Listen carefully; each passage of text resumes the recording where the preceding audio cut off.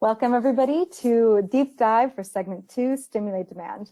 My name is Kat Morse and I run the Accelerate at IATA program. So prior to getting into the SME talks and the startup pitches, we've got a little bit of housekeeping to do. First, many of you are still working from home, so in the background you might hear noises such as dogs barking, children playing, etc. So please just try and embrace this new normal. Go to the next slide, please. Thank you. I'm sure you are all very familiar with the competition law guidelines, and if you're not, please just be aware of the following things we're not allowed to discuss, including airline pricing, commercial terms, group boycotts, etc. Next slide, please. A huge thank you to the over 70 airlines and 190 delegates who have registered for this deep dive. Since we're also looking into partnerships beyond air today, I'd also like to extend a special welcome to other transport companies who are joining us today, including SBB and First Group. Next slide, please. So the agenda for today is as follows. We'll be hearing from some of my colleagues here at IATA who will be speaking briefly about the restart plan and why new technologies are crucial at this juncture.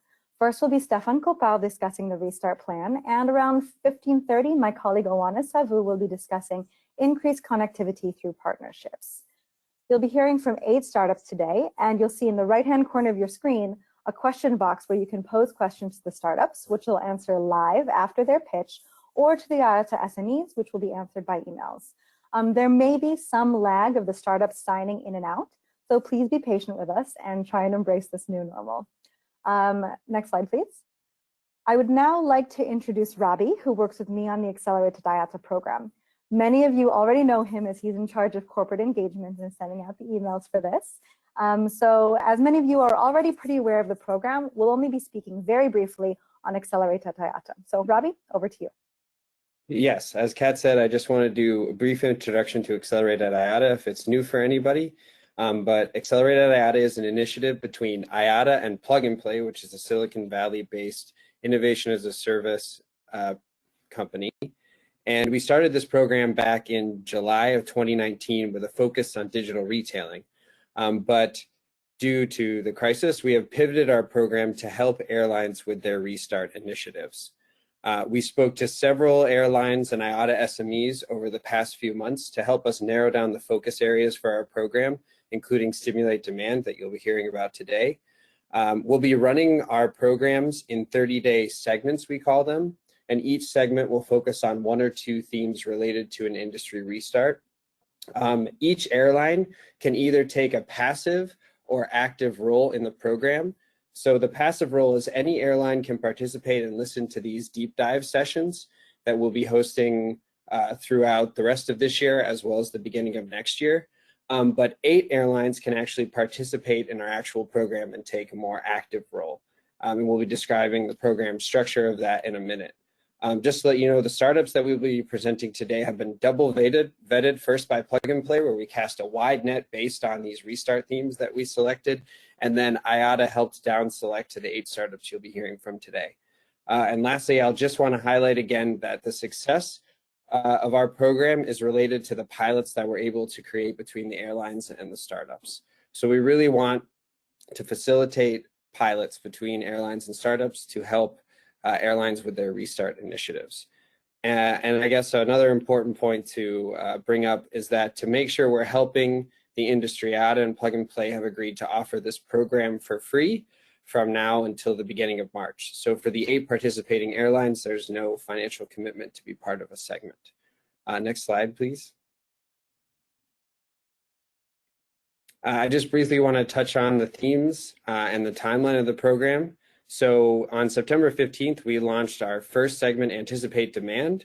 We had 8 airlines participate and are continuing to participate in that segment over these 30 days until a couple weeks from now.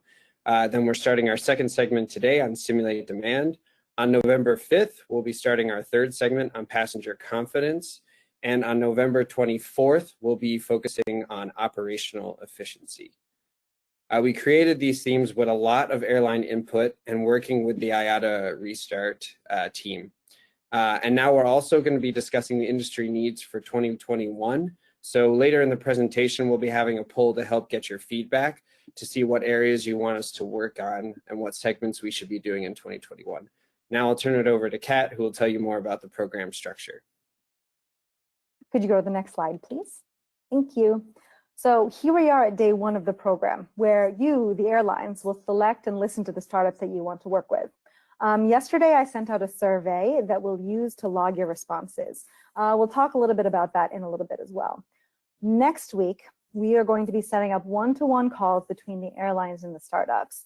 So during the collaboration phase is where the value added of Accelerate at IATA really comes in, by providing support to the airlines and the startups using IATA resources instead of using airline resources, which at the moment are very few at the moment. In addition, our success criteria is the number of pilots and implementations, as Robbie has said.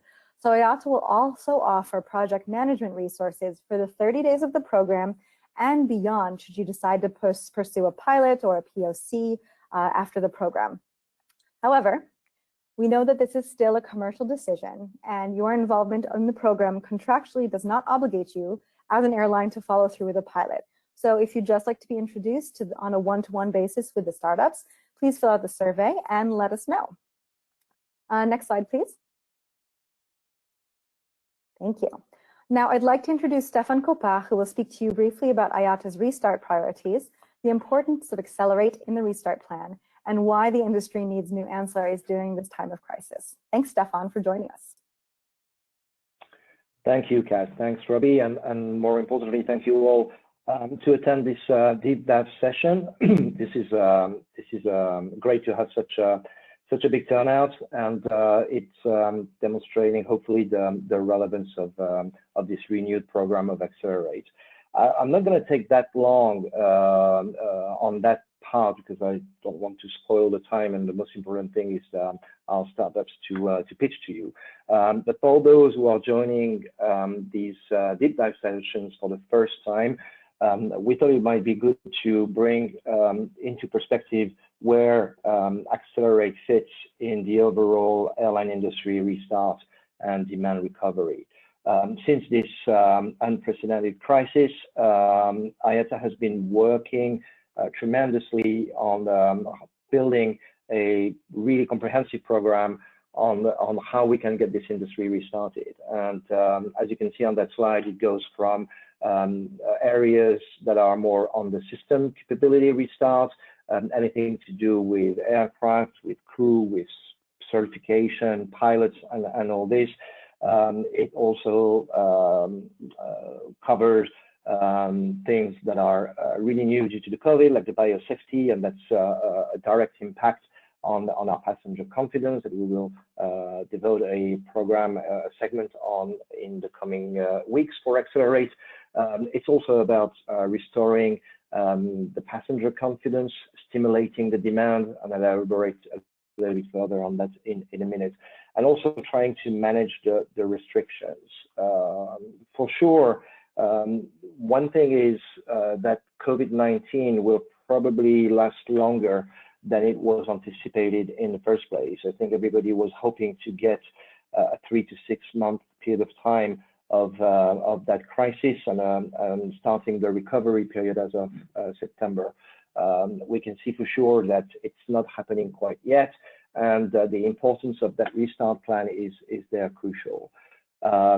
In this restart activity, there are a number of buckets, and there are about, if I'm not mistaken, 132 individual initiatives that the team is trying to drive. There is a lot going on around the advocacy part, trying to unify and harmonize regulation around the management of that crisis. You probably have seen a lot of communications from IATA on that note, really getting the governments to be aligned on the restrictions and the regulations. But there are also things that we can have a more direct impact with, and that was the purpose of Accelerate at IATA, to try and bring more pragmatic innovation in the mix, and identifying within that framework where innovation could have a significant impact. And as Robbie and Kat said, we really surveyed our advisory councils, primarily the distribution advisory councils, the digital transformation advisory councils, and our financial advisory council as well, to identify where as I said, innovation can have an impact. And that's how we developed that series of segments, with the first 4 segments happening in 2020. And we will continue, and we'll survey you, by the way, on what topics you would like to see in 2021. But it was kind of natural to start with the stimulating the demand and anticipating the demand as we had on our first segment. This is sure, as I said, that COVID will last longer, so we'll be for another few months at least in a very fluid and volatile demand situation, and we needed to find new ways on adjusting the demand with the supply with the demands, and finding more agile ways to do that for airlines. This particular segment is, once you understand a little bit where the demand is, you need to stimulate it. And one thing is, again, for sure, is that COVID-19 will have changed deeply the way consumers and passengers will be consuming travel and will be shopping around travel. People will not look for the same offers that was happening so far. The shopping habits have changed. We have statistics showing that the shopping period is really much closer to the departure flight. People are looking at more reassurance, having less constraints in terms of rebooking, of change, of refunds. And that's generating a whole bunch of new ancillary services and new capabilities that the industry needs to develop to fulfill that specific demand. And this is precisely what we are trying to address today on this segment. See what are these new capabilities, what are the innovation can unlock those capabilities, allowing airlines to offer a new breadth of ancillaries, a new breadth of products that is more in more fitting the demand of consumers these days. And this is how we will start the pitching session. And then I will not develop too much about that because we have one of our subject matter experts that will do so. But part of this new demand comes also new types of connectivity. How do we restore the connectivity, and how do we address more, again, agility and maybe building our new interline framework for that. So this is all about this today. And Robbie said we will continue later on more on the consumer confidence, restoring passenger confidence. We'll address also the operational efficiencies, looking at how we can bring those efficiencies in the airlines, coping with those new measures that have to be taken in place, bringing automation and passenger journey and all that. And we are working on the 2021 program for next year. So that said, just before we move on the pitching session, I think we have a question we would like to address to you. We have a poll. We'd like to get your views on what do you think is the single biggest obstacle to the restart of the industry. So we gave you 5 choices there. Is it border closure and quarantine regulations? Is it the lack of government guidance on travel restrictions? Is it closed borders both into and out of the country? Or is it the availability of a rapid PCR testing? Or finally, the lack of clear guidelines on passenger or health contact tracing? So you have in your dashboard the possibility to vote. I can see here that some of you have started. We are at about 20% of attendance having voted. I will not disclose right now the trend, but there is clearly one that is getting out of the others in terms of your responses. So please continue. We are just past the 50% of the audience having voted. That would be fantastic to have all of you expressing your views on this and your opinion, reaching 62. And I think I'd like really to stop that poll, not to take too much of the time once we reach the 80%. So come on, people, please vote. And we'll find there, we are still at 66%. Okay, so now we have the results. So as I was saying, definitely border closures and quarantine regulations is the biggest impediment, according to you guys, on a restart.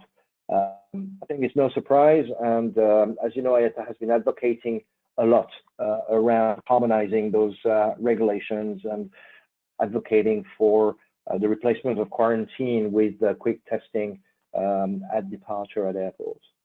So thank you very much for having responded to this poll. I would like now to hand over to Robbie and Kat for our next session.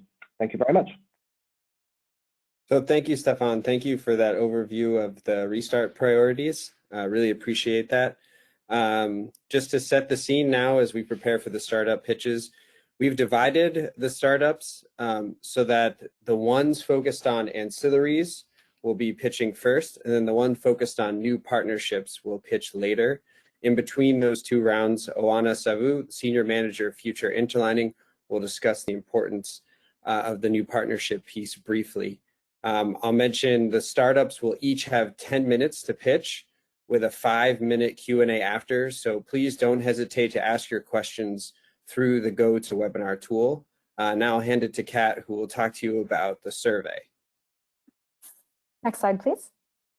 So yesterday we sent out a link that has the startups listed in order and a place for you to vote and rank for the startups. I'm going to put this link on the chat as well in just a minute. So this link has a description of each of the startups, the list of the startups, and a voting system. So even if your airline doesn't plan to participate actively in the program, this input is really helpful for both the startups and the Accelerated IATA team to source the best startups for you. So for those airlines who decide and are chosen to participate, the Accelerated IATA team will set up one-to-one calls with the startups that you choose to speak with. And now, without further ado, I would like to introduce Ron Ramanan from GoCo, who's the CEO, who's joining us from Kuala Lumpur. Thanks for joining us, Ron. Thank you, Kat. You've got 10 minutes, and we'll see you in a bit.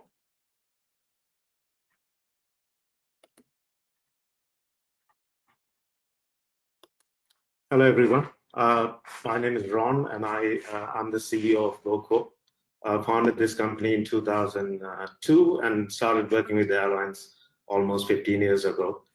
And today I wanted to discuss about one particular product that we have developed over the past few months to help airlines generate additional demand during these tough times. So just a background, we work with around 25 airlines, mostly focused in Asia Pacific, and now we are moving into Middle East, and these are some of the brands that we work with. And as a company, we've always focused on connecting to as many airline reservation systems as possible, so you can see the popular names as well as the smaller PSSs and hosts, which we are fully connected and certified so far. So when we talk about our product later, the product can be implemented on any of these CRSs. So what we have built over the past I would say about 6 months is a tool that airlines can use to create and dynamically offer deals to their passengers. So what we have seen is, in our experience with our current airline customers, that certain airlines are starting their domestic markets first, and then slowly opening up borders or different routes depending on when they open the new borders. So this particular platform will help airlines really target specific deals to encourage customers to fly with them again. So the deals and promotion platform is basically an engine which works on top of any of your PSS or CRS. Currently, we've been able to work with Amadeus, and we are fully certified on the e-retail platform. And of course, like I said, it works on all the other PSS as well. This platform is very flexible, so we built from the ground up, thinking how fast we can launch it for airlines. So we can actually go live within weeks, not months or years.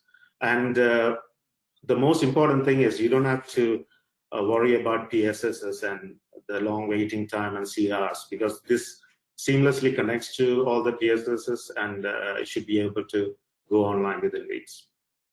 The main feature of the platform is that you'll be able to target based on point of sale. So let's say you're opening up domestic markets first and then slowly opening up different routes. You can target as and when you open up new routes to create demand. What we have done is that we realized banks and credit card companies are also desperate, or they want the new people to spend more money with them. So we can have credit card based or bank based promotions created on this platform, as well as all the popular wallets which we are already connected to. So some of the use cases, this is actually live on a couple of our airline customers. So this is not a presentation, but it works on live platforms. We work with bank partnerships, so means a particular bank you can target for, in this case, let's say Citibank or HSBC, go and say that you want to partner with them. Any customers using a particular bank's credit card, we can give them a specific discount or a cashback, and it's jointly funded by the credit card or the bank. Or you can offer like buy one, get one, or similar deals onto the platform. So it gives you flexibility to create creative promotions and deals to encourage passengers to fly with you in the coming months. One of the popular ones we've seen is offering child free. So again, in the platform, you can set it up and say if there are 2 adults minimum traveling, and you can give 1 or 2 child free. And also we have got other cross selling opportunities where you can sell a flight ticket with a hotel and give them different discounts based on the margins that you get on hotels. So in our case, we have done a minimum stay campaign, so fly to X destination, stay for 3 nights, and you make the margins out of the hotel and offer them a slight discount on the flights. Or you can say buy the flight and get an immediate voucher to be used for hotel bookings, which can be used on our platform to redeem. One of the other things is, like airlines, the hotels are also having tough time, as everybody knows. So you can partner with them and say, buy a package with flight plus hotel and a save, or give them significant discounts, because the hotels are willing to offer really good discounts during this time. And one of the things we have noticed is tapping into some of the agencies, and we still see that travel agencies are going to play a role in the recovery, because people are much more confident in talking to somebody before they go on a journey. So maybe you can use some distribution techniques or the platforms that we have to tap into the travel agency market as well. So this is a simple kind of like a journey. It's not very clear, but we'll share the presentation after this. So the airline website will feature some promotions or active campaigns. They come into our portal, which we design using your brand guidelines, and they pick the offer. In this case, we are showing Amadeus eRetail as the booking platform, so they go through the journey. And when it comes to payment, we have a middleware which will check whether the bank, the card use belongs to this bank, etc., and then offer discounts based on that. And then they complete the journey on the eRetail platform to get the confirmation, etc. So this is the high-level design diagram of the platform. So everything is flexible, it's API-driven, and you have, as an airline, full control over how you manage these deals and promotions and how you distribute to different points of sales. So some of the screens to set up different bank partnership deals, you can say this particular bin range belongs to this bank and give them certain discounts or a cashback. You can set up rules based on time dimensions, so booking date, travel date, as the IATA gentleman mentioned, we can actually, we see trend of last minute bookings. So people are booking very late and then traveling immediately. So you can set up certain criteria here to offer them deals based on those booking patterns. And of course, whenever you open up new routes, you can set up segments and then the combination of the passenger types. Like say, if 2 adults are traveling, you get the child free, etc. And then it applies to most importantly the point of sale. So whenever the markets are opened up, you can then start offering different deals from different points of sale. So some of the examples of how the deal appears on either e-retail or other IE platforms is either a marked value. It says this particular star means it's a promotional fare or a strike-through. In this case, on the right-hand side, you can see that the old price and the new price. These are some of the examples of how you can then start promoting to your customers. This is the other way. So we can even limit payment types. So if you're running a campaign with wallets, then we only show those wallets on the payment page. So on a normal payment flow, you will see all sorts of payment methods available for a particular market. And then we can limit that through configurations as well. The promo code has flexibility, or the deal codes. You can run a number based, so it means you can offer, let's say, 1,000 promo codes at a time, or you can do an open one for social media campaigns. Let's say a free, let's say $200 offer, $100 offer up to a certain number of people, or you can offer unique promo codes to your loyalty members. So it means each loyalty member will have a unique promo code assigned to them, and then they can use them and redeem that. Everything is dynamic, so when you set up the deals which are immediately appearing on your website or the deals landing pages, and it's multilingual, etc. So it means you really don't have to bother with your internal teams if the resources are tight. You can utilize this platform to do the entire flow. Some of the examples of the dashboard, this we can go into detail later during one-to-one presentations. Reporting is available, so you can see when a particular deal is redeemed or a promo code is used, you know which PNR is used against, etc. So you can really monitor the usage and the popularity of the promotions, and whether you can want to repeat it again in a future date, or you can continue it or extend the dates, etc.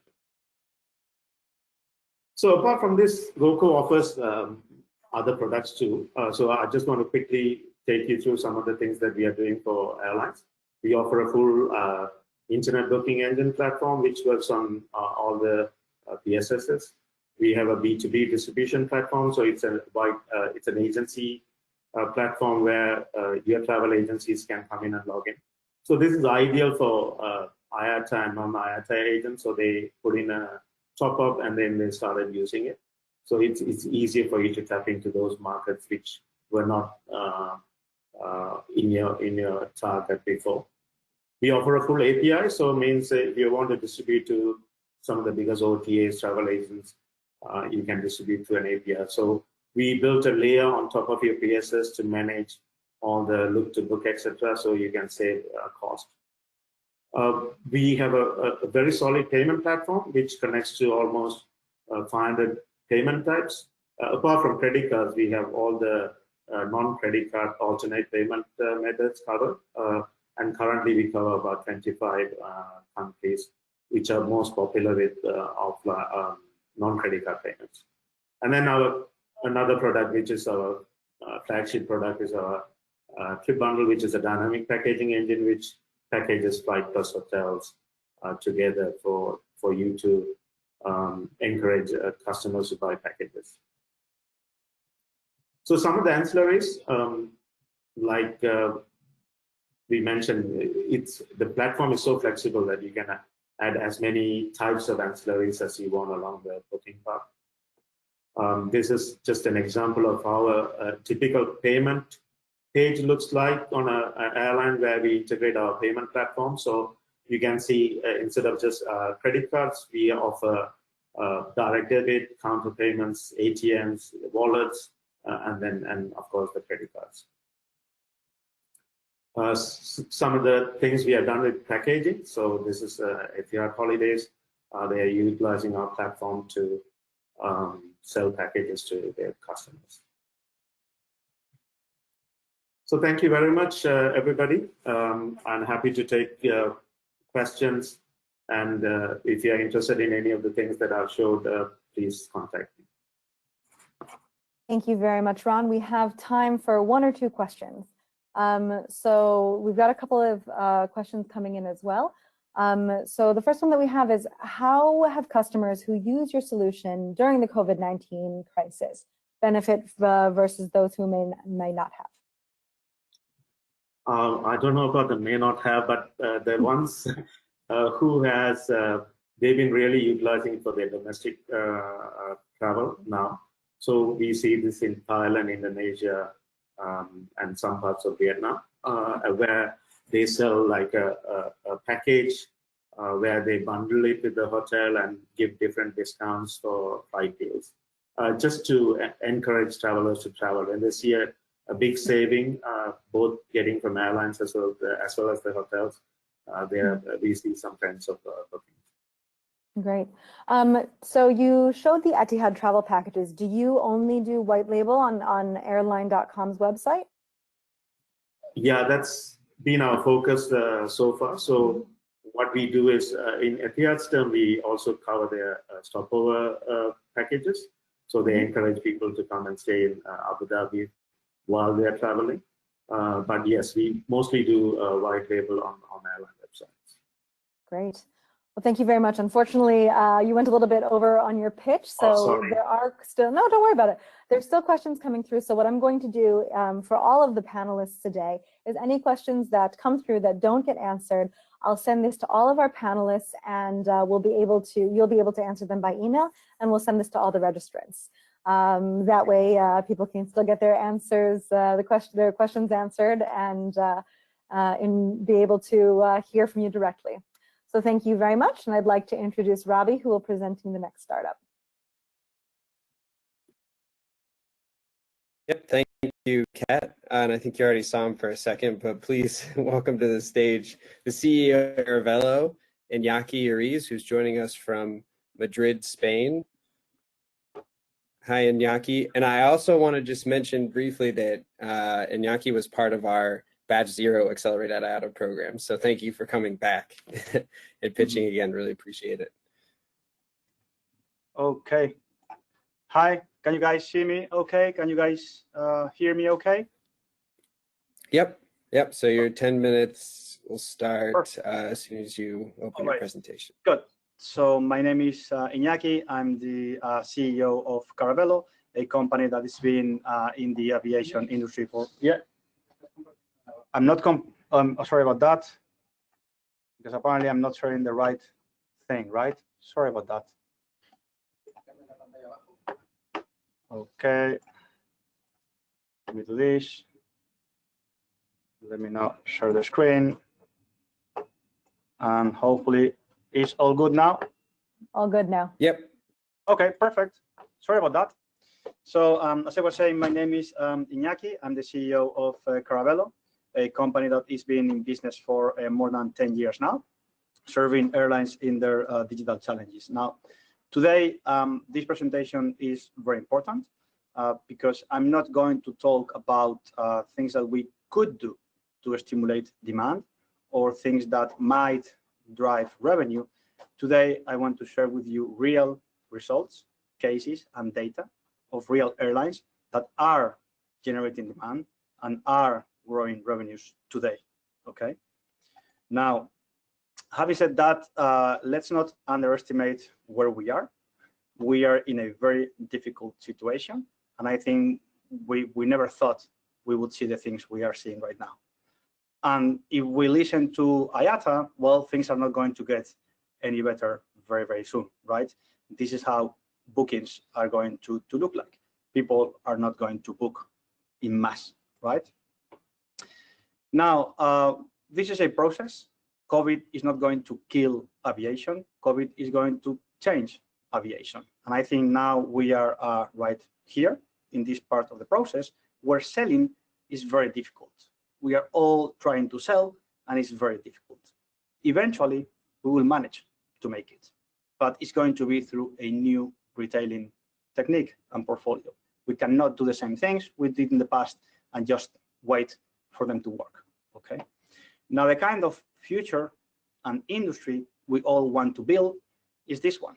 It's a healthy one that in normal scenarios, revenues grow, bookings grow. If a very difficult crisis comes, then the industry suffers and maybe stops growing and goes flat. But very, very quickly after that, we grow again, right? Now, there is a very important confession I must make. I've been a bit evil in doing this slide because this is not a slide that is theoretical. This is not a simplified vision of anything. This is real data. This is booking data. This is revenue data from one of our clients using our platform. And this is how COVID crisis is looking to them. They didn't go down, they were flat, okay? Now you may be thinking now, but how is this possible? How is it possible that, you know, they have this kind of revenues, right? And this curve of bookings? Well, it's very simple, because they have diversified their business model. Their business model is made of two big parts. One is the transactional part, the normal one, where people can book, right? Now the other one is the VPAS, what they call, and here passengers can subscribe, right? And the figures you saw are from the revenues and the activity of the subscription part. So that's the part of the business that is holding very, very well. Now, this should not be a surprise because this is exactly what subscription models are designed to do. They do this thing, right?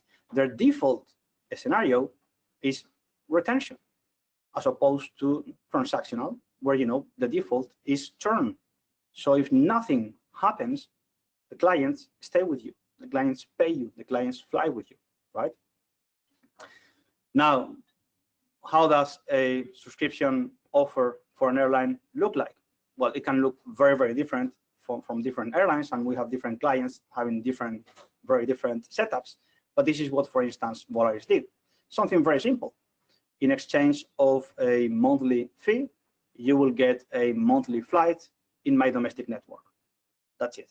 And you can customize that and choose one way or round trip without ancillaries. But basically, that's their offering. That's what they are selling into the market. Okay. Now, I understand I don't have the time to go in detail through everything today, but let me just list very quickly the 4 levels of value creation that these products bring to the airline industry. The first one is pretty obvious. The first one is lower acquisition cost. You acquire once a customer that is going to stay with you a long time. If you put 1 year minimum commitment, it's going to be 12 months. But ideally, if there's no churn, it's going to be forever. So that cost, agency, Google, Facebook, whatever, that is going to be way lower. Second level of value creation is on the ticket sales. You already saw how those revenues are very resilient. Those are recurring revenues, right? But not only that, those are also, or in part, those revenues are incremental. So this is not bringing any revenue dilution. This is creating revenue that otherwise would not be there. And I won't have the time today to explain that, but I will be happy to have that conversation on a one-on-one. Then not only you are going to make more money and better quality of revenues in selling tickets, you are also going to get a higher take-up in ancillaries. Because here, basically, you are going to benefit from the second wallet effect. When a subscriber is making a booking, he's not paying. The wallet is full and is going to be much more inclined to take on other stuff. And then finally, the fourth level, which takes a bit more to materialize, but it's maybe the most important, is that you are finally generating a customer base, a real customer base with credit cards, tokenized, people that pay every month, fly every month, this kind of customer base. And there are very standardized techniques to monetize customer bases with targeted ads, affiliation programs. There are ways to enter into this new retailing. Now, some of you might be thinking, well, that's all very good for Volaris and other airlines that, launched this before the crisis. And I'm very happy for them. But I mean, what's in for me? Is really now the good time to launch something? And the answer, again, is yes. And let me just put another example. Another client of us launched a different subscription program, different setup, but a subscription program in the middle of the crisis. And these are the results they're getting. They are growing their revenues, they are driving sales, they are getting bookings, and they are doing that at a moment where they were not flying a single plane. And still, they were generating passenger revenue. So it's very powerful what the platform can do. So this is what we ask you to do, to go ahead and enhance your model. Build a healthy mix of transactional as well as subscription-based model. We are an airline-ready platform with a lot of experience, and we can bring you there in a matter of weeks. So we all know the world has changed, right? I think that you should not stay the same. You should change as well, especially because everyone else is. We see a lot of traction for this. This is coming to market, and being first is a very important thing to do. So this is what we offer you, the possibility to join this transition and to do this in a matter of weeks, to transform your passengers into subscribers. Thank you very much, and I'll be happy to take some questions. Thank you, Iñaki. Really appreciate the presentation. So we have a couple here. Mm-hmm. How many clients do you currently have using the subscription model? Right now, live in the market, there are 3, and we are ongoing another 2 implementations.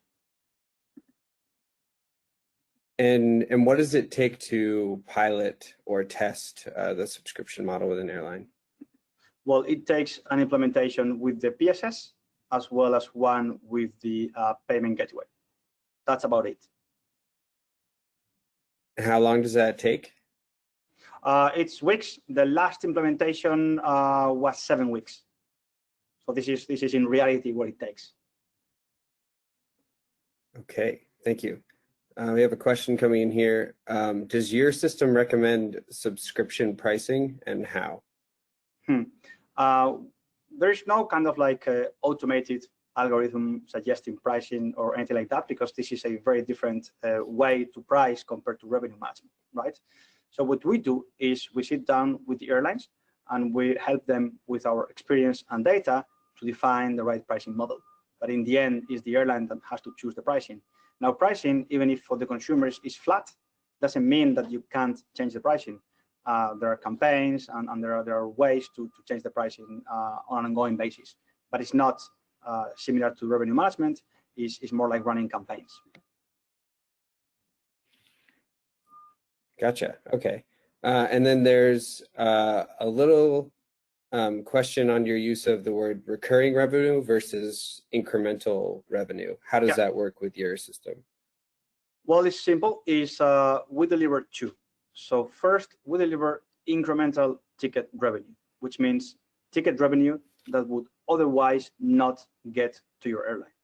So not only that, we make sure that that revenue is recurring.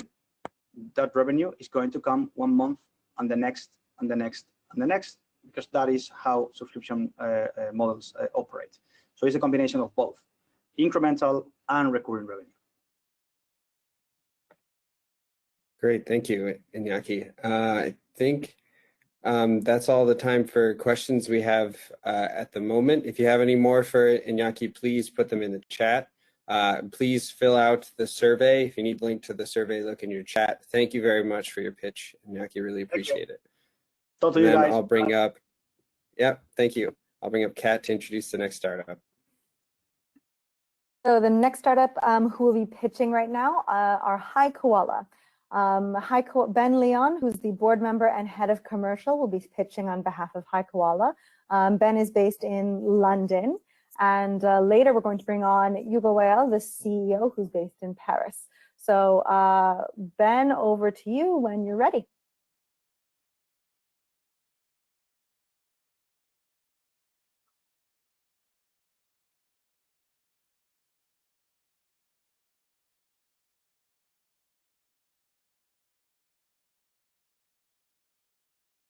Or Hugo, or one of, or either of you two. There you go. Fantastic. Oh, I think you're on mute. So just put the microphone on.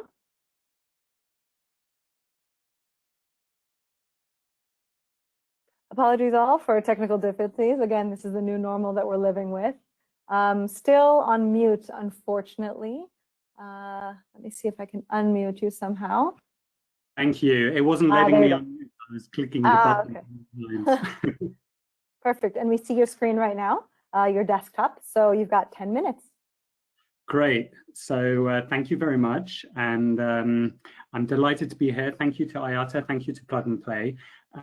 This is an exciting opportunity for us at Koala to share with you what we have to offer to help with the demand side and reassurance.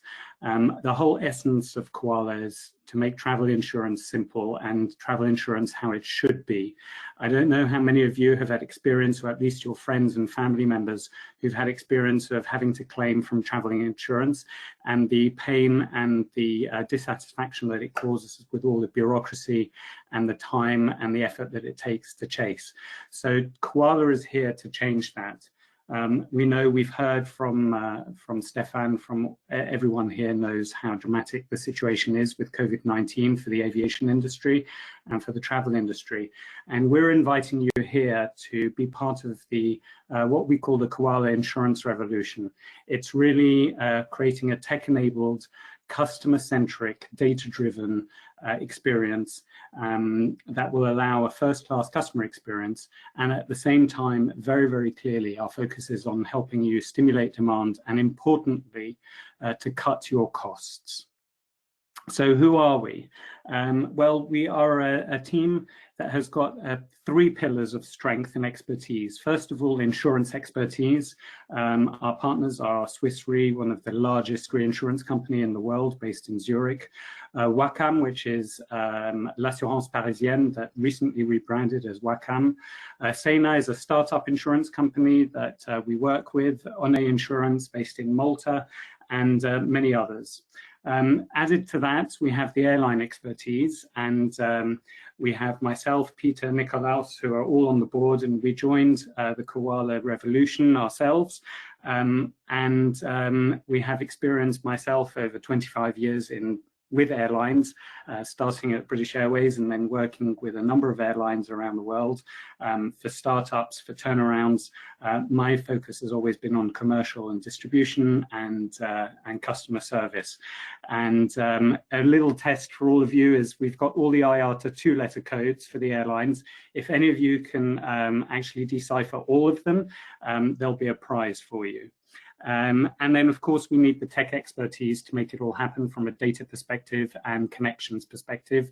And we were delighted to have Techstars as an investor and also partner, which ensures ecosystems for startups are absolutely top-notch. And just a few months ago, in July this year, we completed a fundraising round of 2.2 million euros.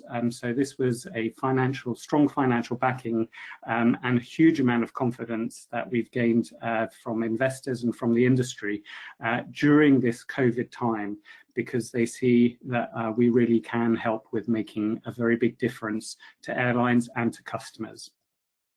So what are our capabilities? Well, we've been around since December 2018.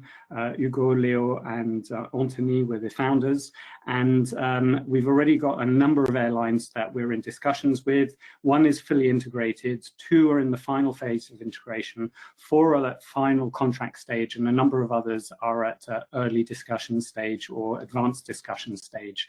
We also work with online travel agents, 2 of which are completely fully integrated and live, and 2 are almost at the go live stage, and a number of others are at other development stages. We also work with virtual interline platforms, and we know that we have a couple who are on the call later who will be pitching. Dohop, we're at a very advanced stage with, and we're delighted they'll be here too. And the other element of our capabilities is we were recently accepted onto La Banque Postale's incubator, which is Platform 58, and that gives us access to La Banque Postale's distribution network, and we're already discussing with them huge ways that we can help their comité d'entreprise and all their retail outlets as well. And as a very, very young startup, we were delighted last year in 2019 when we were still able to meet in person. We won the best ancillary product for airlines at the Ancillary Merchandising Conference in London last year. So that's a little bit about our credibility. Where can we help you? Well, really, our most important thing is to restore and reassure customer-centric products and data-driven and really tailored to your airline's needs. We started life with compensation and care. EC261, for any airline that flies into Europe, you know what a headache it is. When you reach certain hours of delay or cancellation, there are very strict regulations on the compensation that is due out. That costs the airline industry over 5 billion euros a year. It's a pain for customers, it's a pain for airlines. The average payout time is 9 months. What we've done is created a product that tracks flights. It will advance notice customers by the time that they land at their destination. We know you're delayed. Click here to confirm your details, and within 24 hours, they get paid compensation. That saves the airline cash because it's the insurance company, it's Koala that pays out. It saves your customer relations teams because the customer is not going to be following up with customer relations, and it delights the customer because it takes the effort out of their journey and their claim compensation. Harvard Business Review did a whole study that loyalty is driven. Of course, we buy because of the brand, we buy because of the quality of the product, and we buy services because of the value that they offer. But one of the strongest reasons why customers leave a brand and leave a company, the most compelling reason is because they make life difficult from a customer service perspective. And Koala is here to actually take away the hassle. No bureaucracy, no paperwork. Now, obviously, during COVID, we've had to pivot. There are stronger, obviously, the compensation for delays is still there and available, but we've created a really new and exciting COVID-19 cancellation product. This is here to save you, as the airlines, cash, and again, make the customer be reassured in their booking. We've heard and we know how dynamic the governments are in terms of changing restrictions on travel, and if customers come with quarantines or with having to be in lockdown mode suddenly, and it's a very, very dynamic environment. So that's having an impact on all of your booking cycles. We've heard Stefan and all of you know that the booking cycle is much shorter now, and we're here to be able to offer you a product that will reassure customers to be able to part with their cash, safe in the knowledge that they have the flexibility to get it back if the situation changes before their journey. So our mission here is to restore confidence, to book travel, and to protect your cash. So we know that there are a number of COVID insurance products that are available that some of you have already partnered with insurance companies to provide. The majority of them are only valid once the customer is abroad, away from their home base, and will go a certain way with certain limits on the medical cover, on accommodation on a per diem basis. Sometimes it's $50, sometimes it's $100 towards accommodation. Some include emergency medical repatriation, and some include insurance capabilities if you're temperature checked at the airport and you're not able to travel. But for us, Koala, we go one step further, and this is something that no one else offers. We offer the full cancellation protection before the start of the trip. And that is a really important feature that we believe will help stimulate demand. And particularly now we're coming into the Northern Hemisphere winter season, where the cash requirements for airlines is even more important. We know that the January booking cycle for the summer is, everyone's questioning how's it going to go. We want to help you give customers the confidence that they can book for several months ahead, and if any situation changes for whatever reason, they can still get a refund. And then, of course, we cover incapacity to fly for COVID, even if it's before they've made their first journey. And yes, we can cover all of the other elements that other insurance companies are already providing. The most important thing here is that we use our technology to ensure that the customer will get a refund, and you keep the revenue of that ticket, and you'll be able to sell the seat again. So how do we work? We form part of your booking engine, your shopping basket.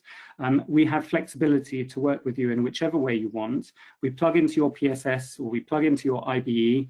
We work with APIs. You decide whether it's a product that you want to sell as an ancillary, or whether you want to include it in certain ticket fares. That's up to you to decide.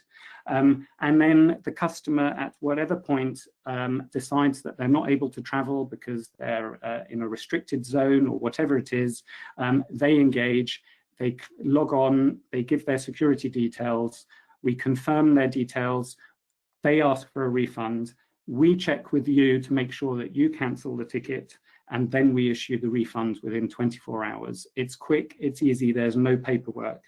We offer these solutions in a native form or as co-branded or white labeled. It's up to you. This is the screen of what it looks like on a mobile phone, because we know the majority of customers today are using their smartphones. So it's a very easy screen, very simple process for customers. And again, these can be co-branded or white labeled or native, whichever is your desire. So we offer a la carte insurance. It's tailor-made to what's best suited for you. We have our existing portfolio of products. We're also happy to discuss with you any new ideas that we both have or you have that may be appropriate. You choose the eligibility criteria, you choose the benefit level, you choose whether the refund is in cash or in vouchers or in both. You decide if the product is included in certain ticket types, whether it's cabin, fare class, or customer loyalty level, or whether it's sold as an ancillary. And you decide whether it's native, co-branded, or white label, and we'll work with you any which way that best suits you and your customer market. So we believe in our product so much that we do not charge for implementation. We work with the major PSSs and booking engines. We plug in, try and make life as simple for you as possible. If you have an API, we're able to plug into API. That's our preferred method. And we offer free integration costs.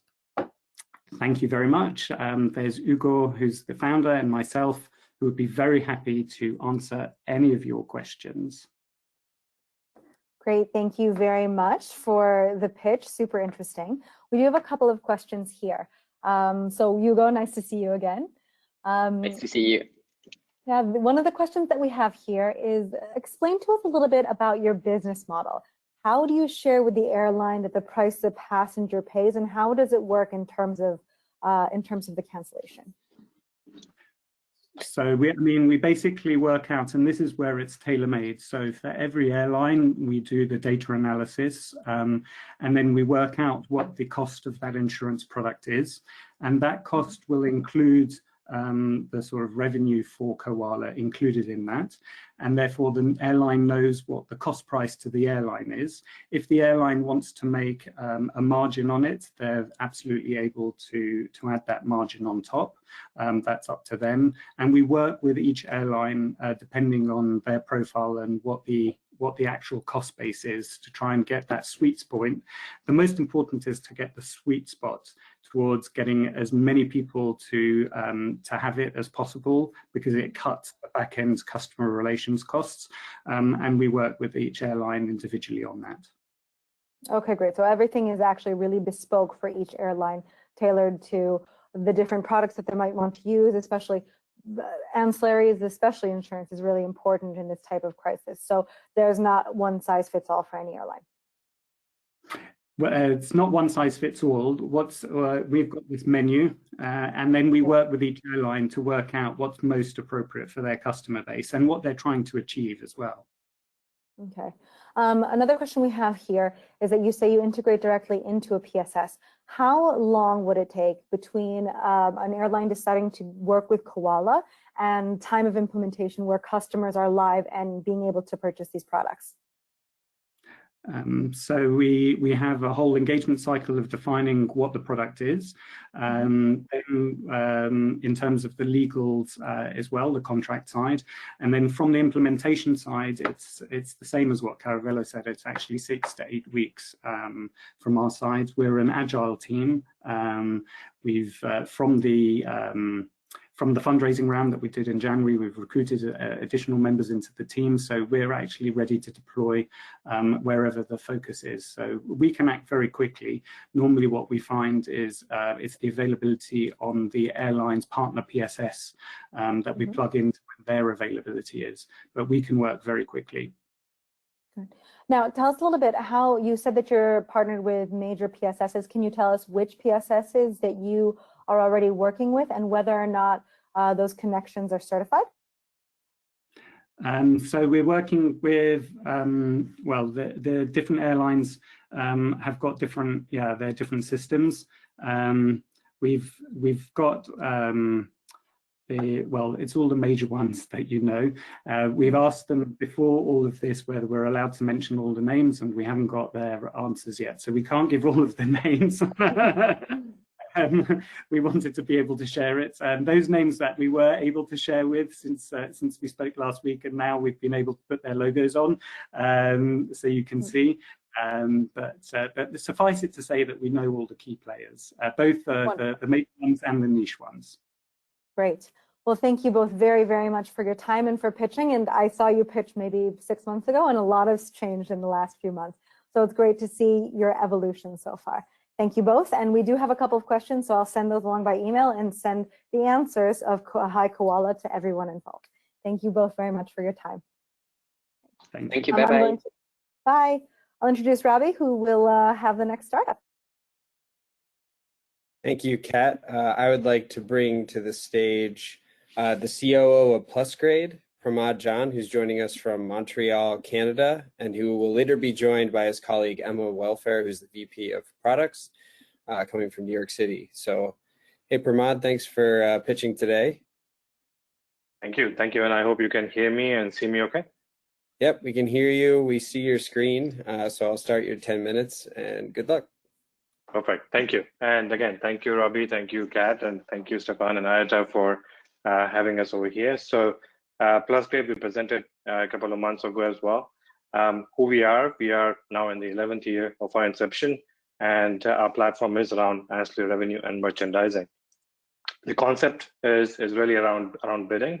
The start itself was around the bidding model, and what we have seen over here is that you want to maximize your perishable inventory. You don't want to ensure that there's any spoilage, and you can do that by a fixed price, or you can look at from the bidding side. And what we have seen from the years working with different airlines is that bidding is stimulating the yield and the demand around it. So you want to make sure that the willingness to pay is captured. So if you have the optimal reach, that turns into maximization of the offers, and that drives the yield out there. We do have an instant upgrade as well, but bidding is something that we have seen driving really high demand and stimulation of that. From a platform perspective, so we've got two products. We have a premium upgrade product, and then we recently joined dynamic seat blocker product. But underneath, from a platform perspective, there are four key tenets that I want to talk about. One is that not only we are looking at that particular cabin, we are maximizing the revenue across the entire flight.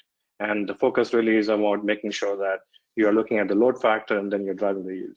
Second is time to market, which is very important. So as some of the other presenters have said as well, speed is the key. How do we make sure that we are enabling a turnkey solution with very little effort on your side to get it up and running in 8 to 12 weeks? The third part of this is the seamless white label solution, which is very important because we want to make sure that your brand is driving that loyalty. So whatever touch point of the channel that you want to leverage, we are seamlessly integrated with that.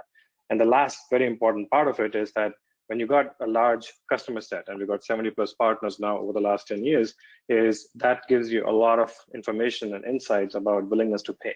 And willingness to pay is helping you in terms of personalized retailing, right? And what that means is that you're able to target your right customer at the right time, and you understand, what to offer, when to offer, and how to offer. And if you combine then all these tenets together, we are, if not number one, we are the second largest ancillary revenue generator for most of our airline partners. Speaking about partners, we've got 70 travel partners from each different business model, from a size perspective across geography. And we've also got cruise partners as well. So our same premium upgrade product is being used in our cruise vertical as well. Now, COVID, we all know that things have changed. They've driven a lot of value till 2019, and what does that mean from 2020 perspective? So different surveys, right? So last time I presented IATA survey when we ran this, plus we ran its own survey, pros ran the survey. This just recently came out a week ago from OAG, and what this is telling us is that there is a demand, right? The passengers do want to travel, and it's kind of shown over here in terms of different continents and where the travelers do want to go. But they want to fly if the circumstances are right. And there are certain things that we can control from a technology perspective, which is one of the things that are highlighted over here is that passengers want to make sure that there's an ability to block the middle seat. Now, we all understand that if we are not monetizing it, then we are hurting the revenue side of the things as well. So to tap onto this particular aspect, we launched a brand new product, Dynamic Seat Blocker, which my colleague is going to talk about in a minute in detail. And we got 14, 15 airlines already in the middle of the implementation around it. So the key takeaway basically is that if your passenger is willing to fly, you want to maximize the entire revenue across the flight. You want to make sure that there is no spoilage happening on your premium cabin. And then on your economy class and your domestic route, you want to make sure that your passengers are able to buy multiple seats on an entire row to maximize the entire flight. To speak about the products, let me hand this over to my colleague, my VP of Product and my welfare.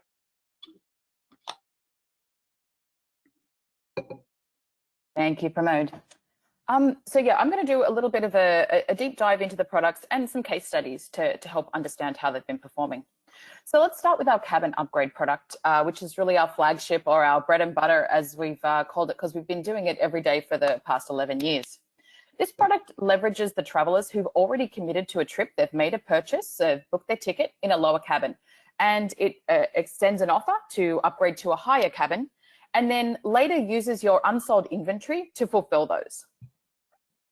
And there's really three key elements that feed into the product's success, and you can see them here. The first is that we want to have really broad reach, and we do this via a suite of channels that engages the travelers as they prepare for their journey and brings them into this fully white-labeled experience. The more reach you have, the stronger your program will be. There is a really strong correlation there. And you can see here some of the great channels that we use, like your mobile app, or maybe your web check-in, your Manage My Booking, or even targeted emails. Once we've collected all those, engaged all those travelers, we want to make them a really compelling offer. So that's where we bring them into the white label with your branding, UI or offer experience, where they'll be presented with an offer. the primary mode of collecting an offer, as Pramod mentioned, is to make a bid. So the traveler will see a slider range. They'll see a low end and a high end that we've defined together to tell you how much that they're willing to pay for their upgrade. And that's part of the beauty, is that they're telling you their willingness to pay. And then once we've collected all of those great offers, then we want to make the best use of them. So what we'll do is we'll run an optimization that looks at things like your business rules and your inventory, and then starts to upgrade, select and fulfill and upgrade the travelers as the departure time approaches.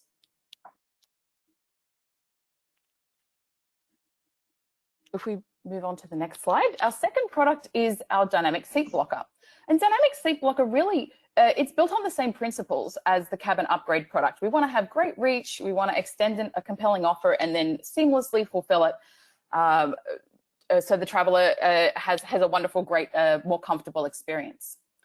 This product empowers economy class travelers to have a better experience by requesting or purchasing one or more economy seats adjacent to them for use in flight. And as you can see here, we do this via a seat map. So the traveler is selecting specifically which seat that they would like to purchase. And in the current environment, as we saw from the info that Pramod shared, in the current environment, there's a really heightened awareness around where am I sitting, how much space will I have. So right now, this is really particularly relevant. But it's also relevant, as is our cabin upgrade product, in sort of the regular times, if you will. And the beauty is that both of these products can work hand in hand together so that you can optimize from the front of the cabin of the aircraft all the way to the back. And an example of that might be, you may have a traveler who would love to be upgraded to business class, and they put in a request for business class. But maybe on that day, it's not possible for them to be upgraded to business class. So now you have an option to extend to them an additional seat in economy, or even a whole row, so that you can give them that better experience and engage and make use of the traveler who wants to give you money for a better experience. So we'll take a look at a couple of case studies. So the first example here is from a regular times example. This is from last year, where we worked with one of our partners to grow their program. And this is something that's part of the plus grade proposition. We have a large community of travelers, of airline partners, and we have a lot of data, and we work hard to marry those together to optimize your program. And in this example, our analysis identified that there was a big opportunity around getting the pricing right. And in this case, we did a study together, and we identified that if we were to lower the price on some routes and raise the price on other routes or scenarios, then we would grow our program. And indeed, you can see the step change there, where we were able to increase by 56% the opportunity of this program for our airline partner. In our second example, this is a more recent example. This is actually from the Northern Hemisphere summer that has just sort of come to a close. And if you have a look at the chart here, the dark blue line is the value of their upgrade program. And you can see their network really reduced down to nothing for some time, which is something perhaps many of you have gone through. And the interesting thing is that as the network reduced, upgrades held on. Upgrades took a long time before they sort of shrunk down. And when the network picked back up, upgrades immediately sprung back at a faster rate than the network resumed. And the lighter blue line, it's a dotted line, that was their prior year performance. So you can see that they ended the summer only a fraction down from their prior year performance, even though the network, the traveling public, the volume of flights that they were doing were magnitude smaller than it was the prior year. So they were able to have an outsized performance from the cabin upgrades. And you can see here that there's a very, very strong opportunity as you sort of go through your recovery to leverage that. the good news is that we can actually get this program up and running very quickly. We're talking about a couple of weeks.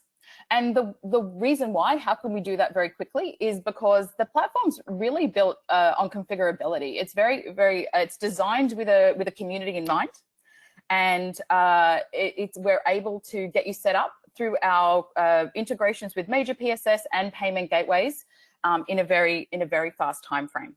And for you, there's really not much you need to do.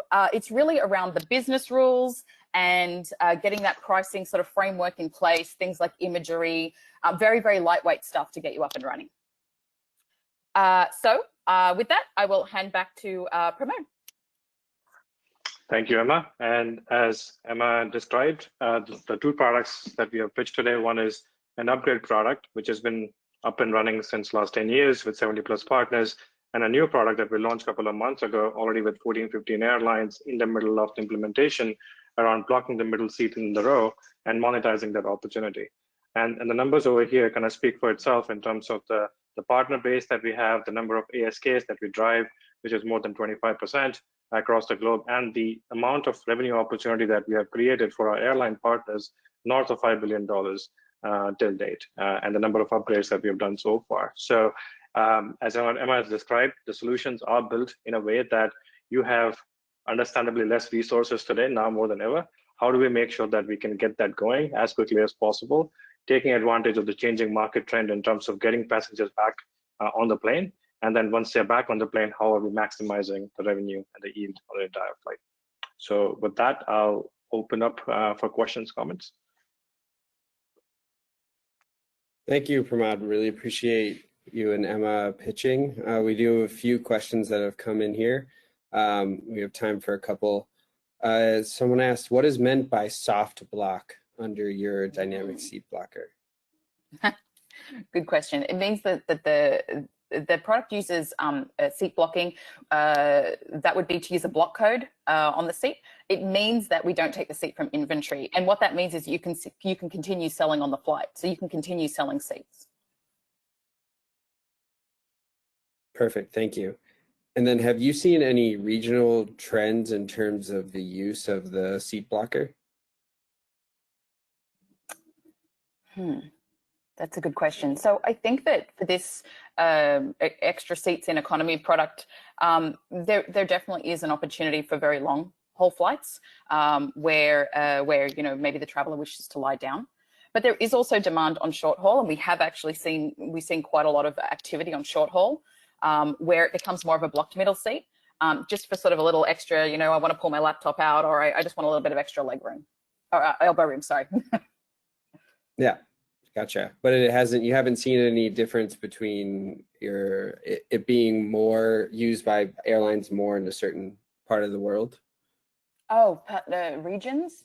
Not at this stage, no. But we'll keep you posted. Just generally used. Got it. Okay, yeah. Great. And one last question. I know you talked about this when you presented your use cases, but there was this question of how does an upgrade product really stimulate demand? So maybe you can just say a couple of sentences on that. We'll end there.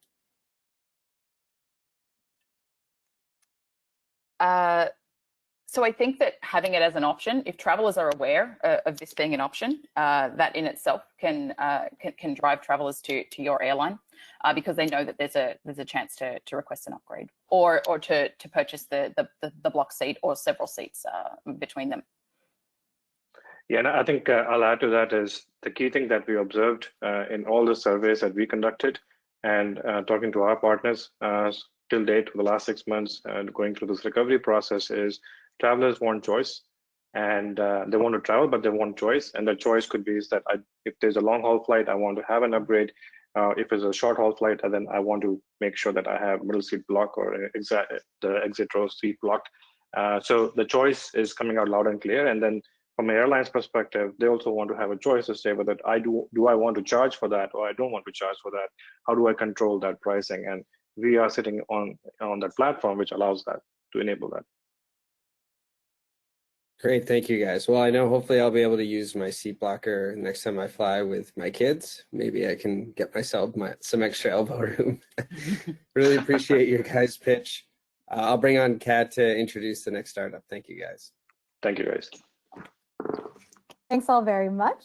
I'm happy to introduce Inigo Valenzuela, who is pitching from Madrid, he is the CEO and founder of SmartVal. So Inigo, welcome back to IATA's webinars, and we're looking forward to hearing more about the COVID-19 travel advisory that SmartVal has put out. Over to you. Thank you very much. Thank you very much. It's a pleasure to be here. Good morning, afternoon, evening to everybody. I think it's a very global webinar. My name is Inigo. I am the CEO and founder of SmartVal. Maria Linares is our CCO.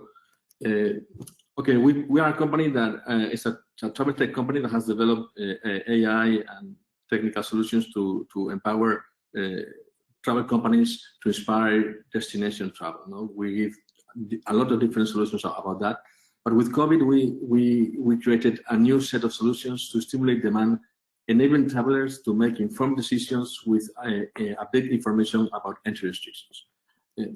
To give you a clue of how we do it, before COVID, we have a technology that has won several prizes and read millions of websites every day, transforming unstructured data into a clean database that we serve to our customers in different industries, but mainly in travel.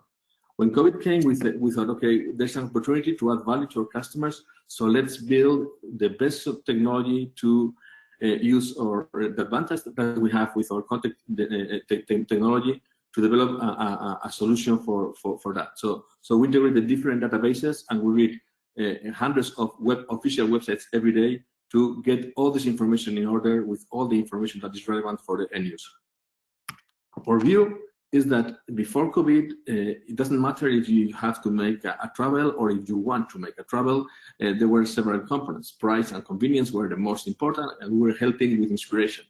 But after COVID, there was a new rule in the market. It's not only price and convenience and inspiration. It's also COVID questions. People are making questions about a lot of things about COVID. It's not easy to have the answers.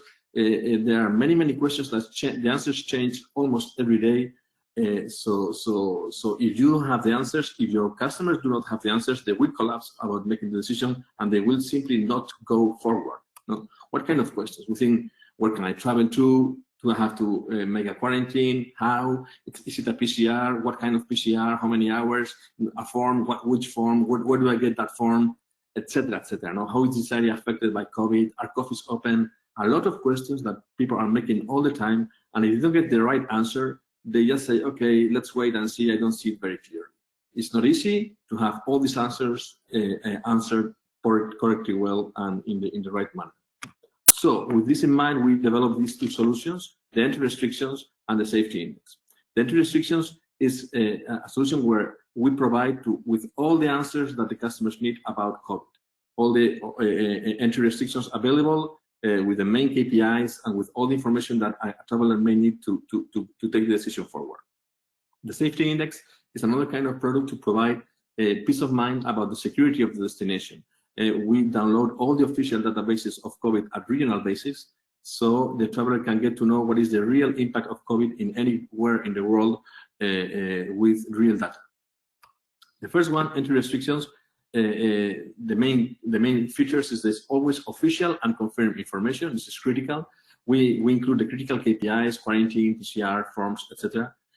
Also, what passengers can go or not can go to that country, region, or whatever. Exceptional circumstances, documentation that you may require for travel, forms, web apps, web forms, etc. Instructions to follow. Integration within any ticket confirmation, so it's not only an open source of content, it's also integrated within the tickets that you have already issued with any IATA code. It's compliance with the WCAG accessibility rules, information not only at country level but also at regional level, on demand, leisure options at destinations, coffees, shops, etc. We include the integration with IATA thematic data, and we add an AI automatic enhanced content using our own award solution. And very key, we include your own and exclusive content per destination. As you may know, most of you need to have exclusive and very detailed information that you have to have per destination or per country. So this is one of our customers. We're very proud of working with United. It's a good sample because it's a regional data within the States. Just as it's open, it can be shown. It's very easy. You go to United website, and here we are. So it's in different touch points, but one of them is this banner that you have here, and I think we are in the second position. Yes, check to see which destinations are open for travel, and here you have all the content about what's open for travel, with a map, with states that are open, states with restrictions. For example, if you go to Kansas, this was reviewed 2 days ago. Quarantine may be required, PCR is not needed, forms are not needed, and here you have all the information that you may need to go to Kansas with some restrictions, or to New Mexico, etc., etc. No? With all the information that you may need, and with the main KPIs in each place. No?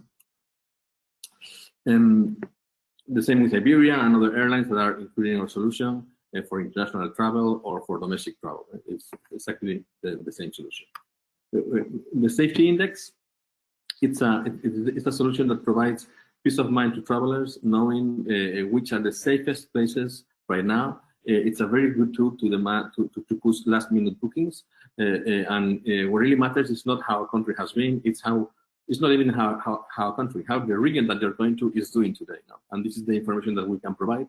It's not the same going to Madrid, where we are, than going to Canary Islands within Spain. It's totally different, the level of risk. And this is something that is very important to highlight to push destinations forward and to avoid blocks to certain destinations. It's at regional level, so you can drill down to any destination, and we only show the destinations where our customers are flying to. What are our unique selling points? Very relevant, a very fast, quick go-to-market. Implementation is just 2-3 days using our widgets. You don't have to integrate an API and take a lot of time. It's just a copy-paste, a piece of code within your digital touchpoint. You can do it in any digital touchpoint, in your web, in your app, in your chatbots, emails, private areas, etc. Very important, the content quality, always official and confirmed information. IATA plus government webs. We don't use news or gossips. It's just official information. We check every source every hour automatically to detect any change. We enhance the content using government sites, and there's a quality process to manual monitor and validate the changes because it's very critical information. As I was mentioned before, or airlines can adopt information, exclusive information, or that they have because of their terminal, hubs, or whatever in any destination. We have a huge roadmap with a lot of innovation, and the product is changing almost every other week, improving new features, and we can integrate our destination content features. The implementation is very fast and lean. It's just very quick, no complex or lengthy. It's just to copy-paste a widget that can be fully integrated with an automatic versioning and with all the look and feel of our customers.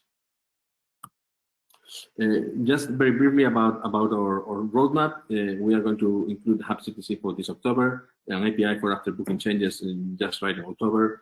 In November, information tabs, round trip details, health information and destinations. In December, PCR testing sites at origin, entry statement, etc. etc. So as you see, these features are being added constantly to the solution that has been created just some months ago.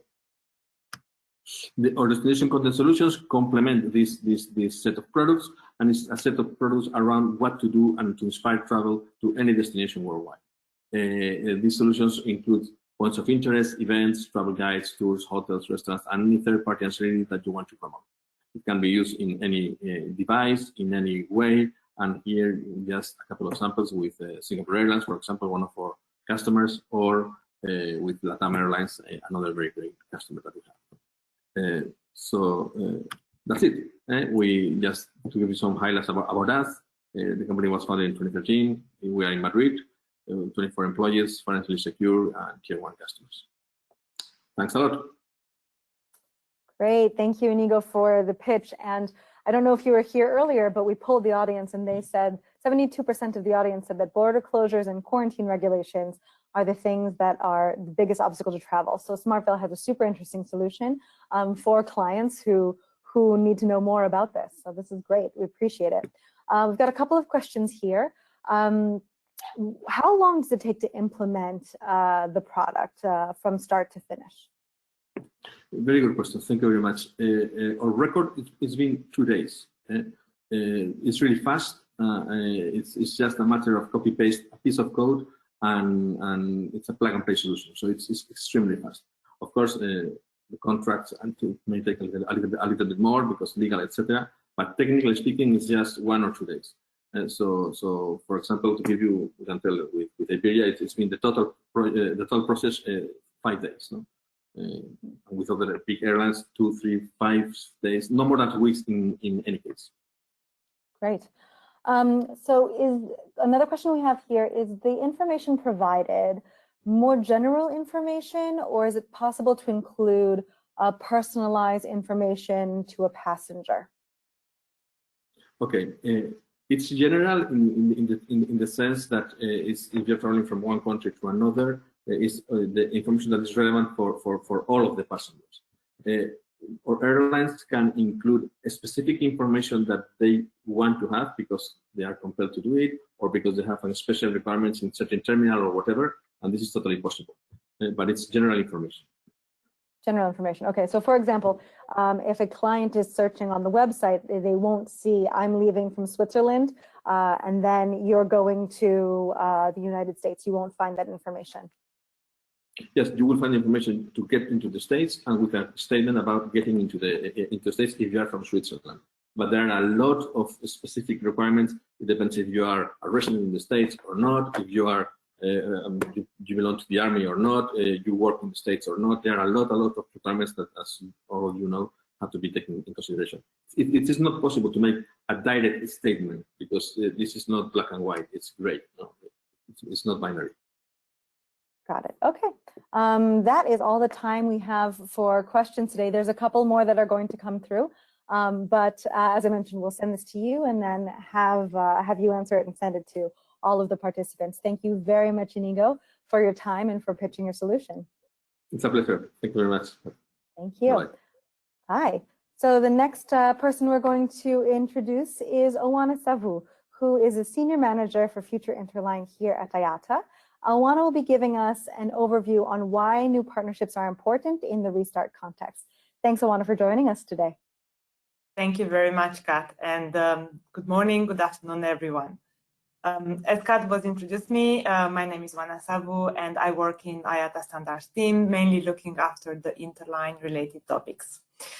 I will try to be short for this session and start with the easiest way to define interline, which from my point of view is to look at interline, what does it mean from a passenger standpoint? And when it is to define the interline from a passenger standpoint, in short, is where the passenger is going to purchase an itinerary that includes more than one airline, and this will be done in a single transaction, seamless single payment, and that itinerary, as I've mentioned, it will include more than one airline.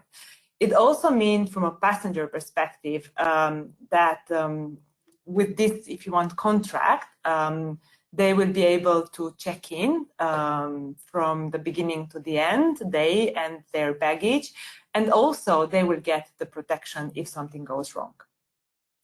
When it is to define the interlining from an airline perspective, and I will try to keep it as well short and straight to the point, it is any relationship where one airline sells a ticket for a travel itinerary and where another airline is actually operating one of the flights.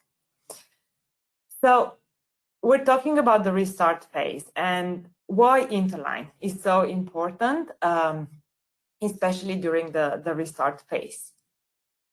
I will say that restoring the connectivity and supporting the existing network is key for the airlines, especially during that period of time.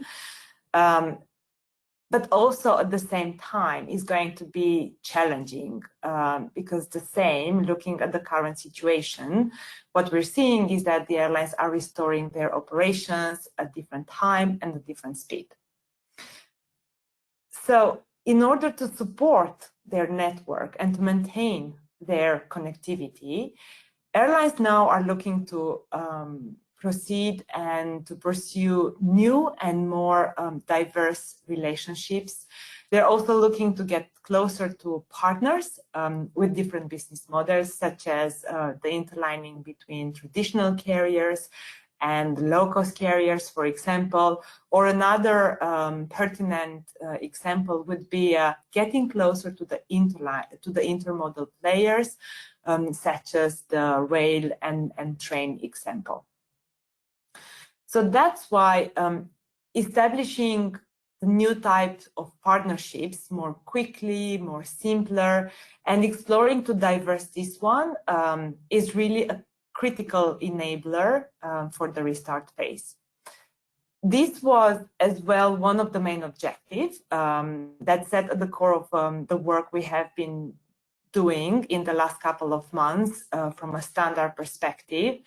However, we also acknowledge that the technology and the providers are also crucial in supporting airlines achieving this goal.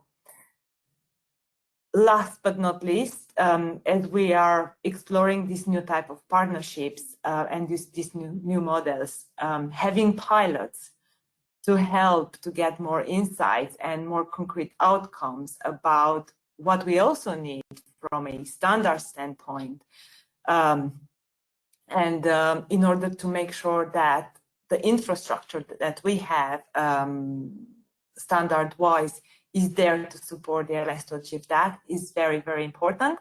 And that's why I'm very happy to be part of this, this program and of this session today. And I really hope that at the end of it, we're going to have pilots to show us what exactly we need to focus and to continue to work on from a standard perspective. That being said, back to you, Kat.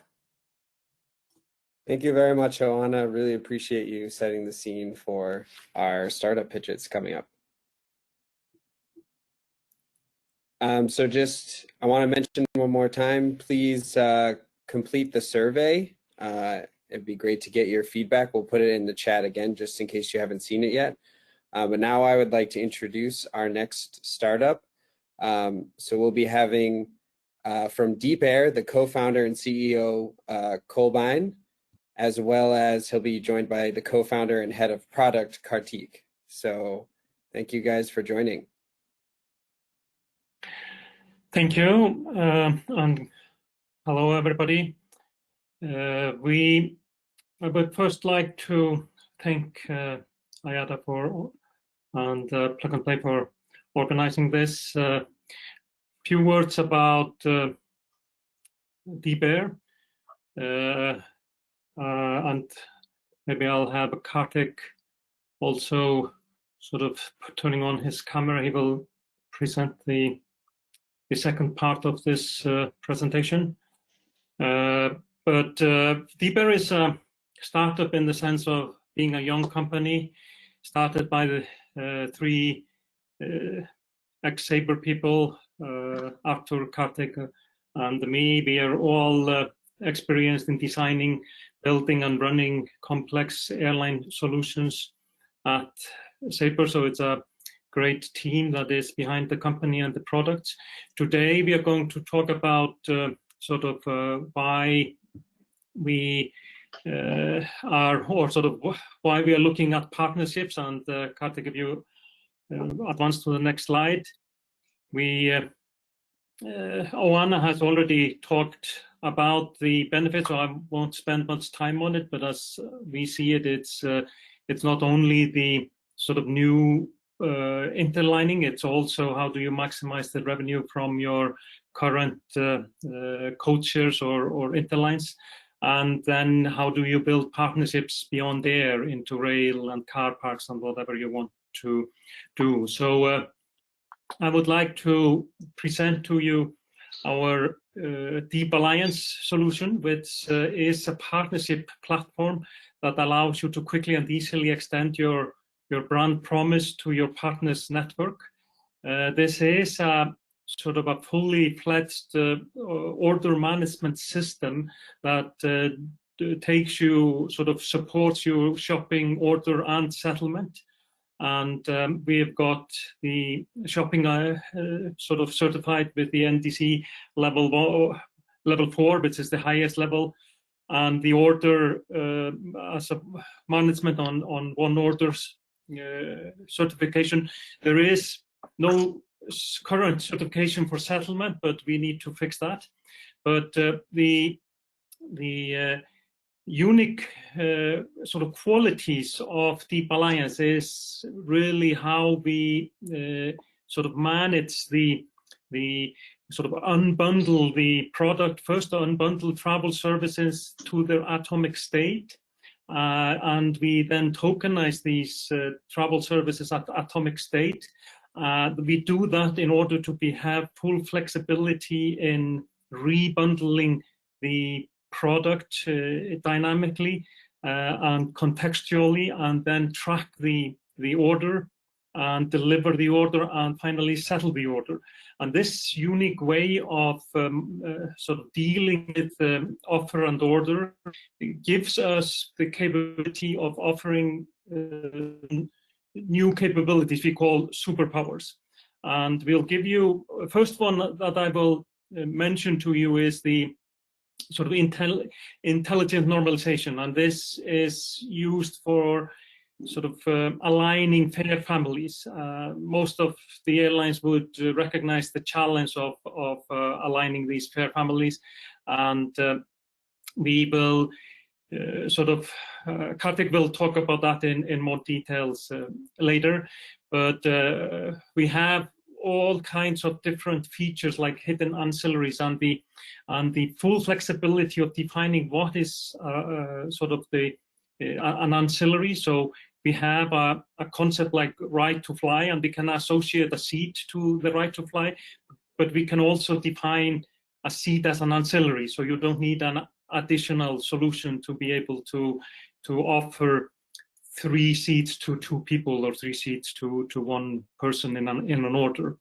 We then have a fully fledged order management sort of capabilities, either as a white label in order for you to manage my booking. And then when you're ready, we can really dial this up to 11 with AI capabilities, with sort of contextual recommendation and pricing.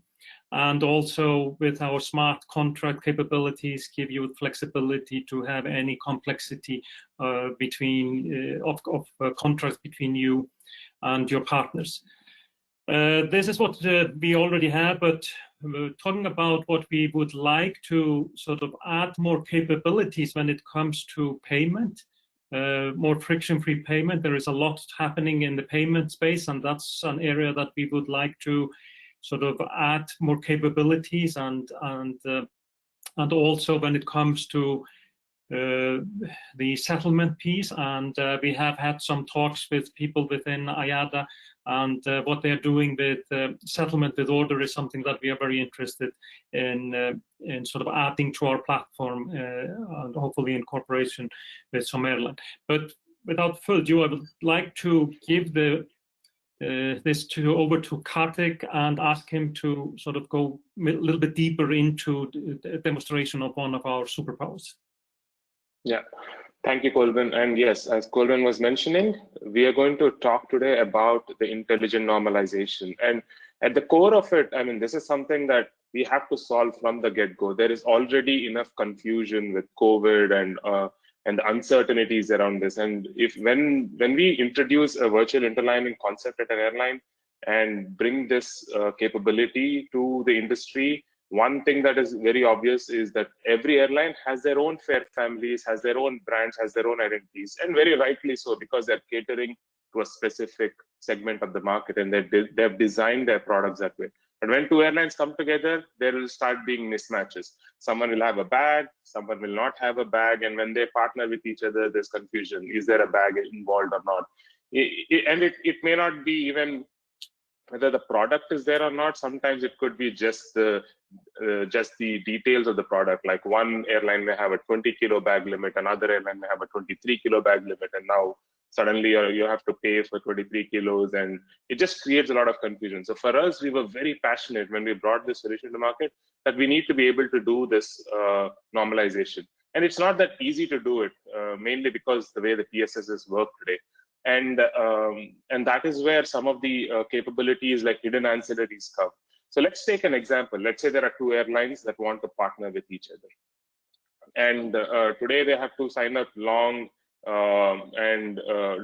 drawn interline agreements and implement a lot of things on both the PSSs to be able to make sure these work together. So there's MyAir, which is like, let's say, a low cost carrier, very simple structure, and they have this flexible product, and you will see that they don't offer a bag as a part of a flexible product.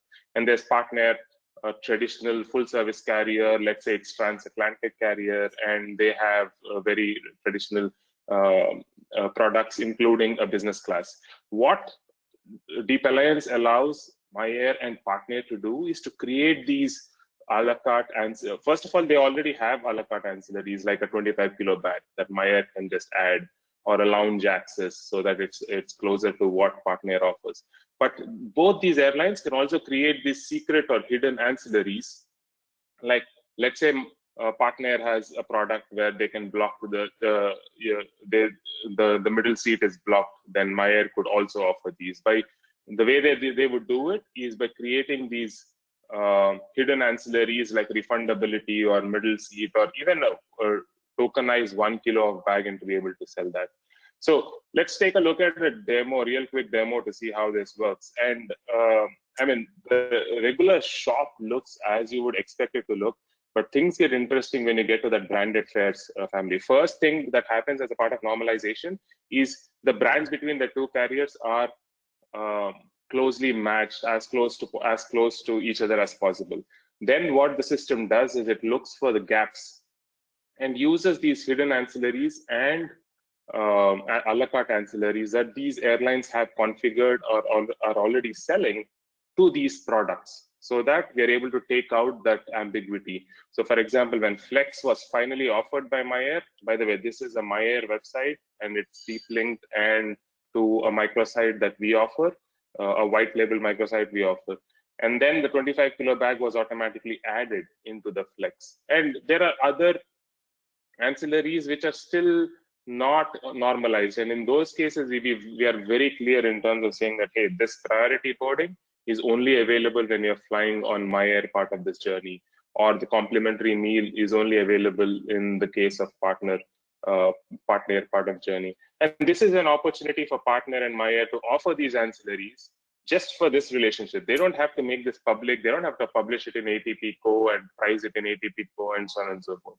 They could just make this available just to make sure this partnership works and there is harmonization across the traveler's journey. So, moving on, the customer would go ahead and give their details, and then here is an example where the customer has picked the comfort product, and as you can see that it could also, the tokenization normalization could happen down to the baggage limit. So I don't know if you observed that although MyAir was offering a 25 kilo bag, Partner was only offering a 23 kilo bag. So the system went ahead and added 2 kilos there so that the product is normalized and the customer can enjoy the 25 kilo bag limit across. Again, I've added all these details here just to show how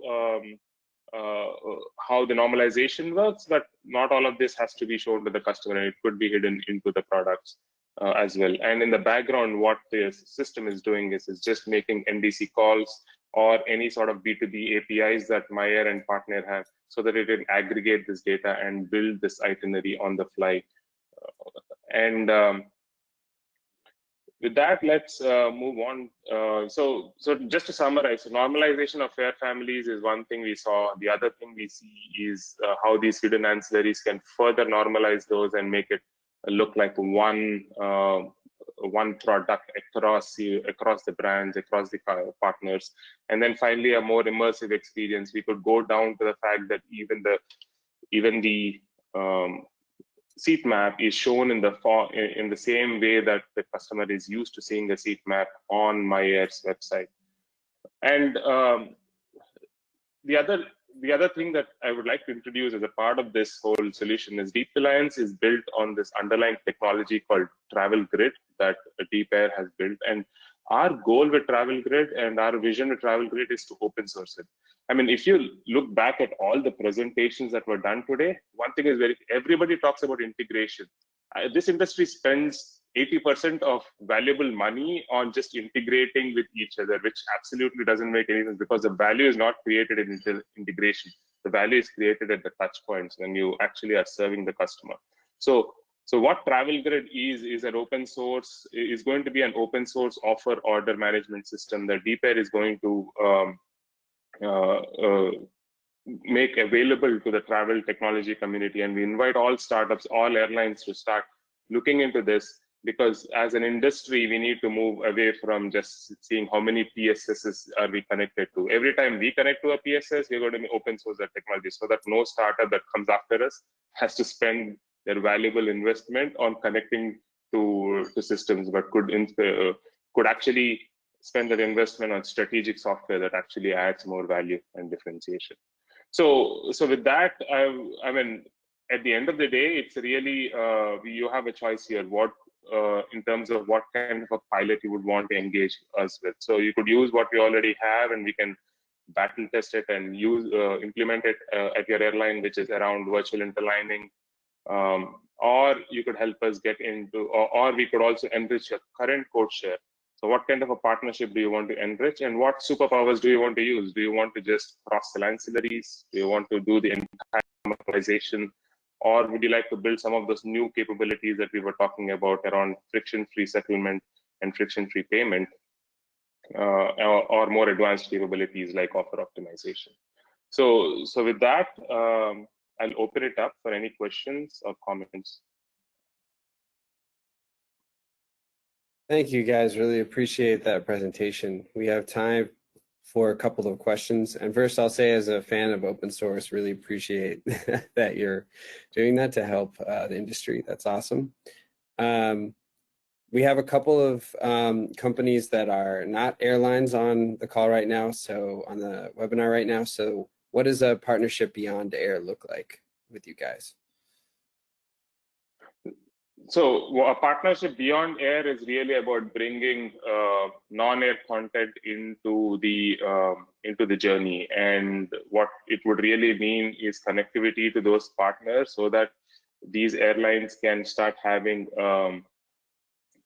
these partners can start cross-selling each other's content. That is really what we're talking about. And the way we do it is, underlying all of this, and we can go into the technical details, is a distributed ledger technology. So we are not the middlemen. So we don't sit, we're not an Amadeus or an Amazon that is really sitting in the middle trying to coordinate this. This is purely driven by a peer-to-peer collaboration technology. But we can either connect to their inventory, or they can store the inventory in the Travel Grid. But an important thing as well is that we take care of the settlement as well. Gotcha. Okay. And one more question here. How long would it take an airline to integrate your solution, and when would they start seeing benefits?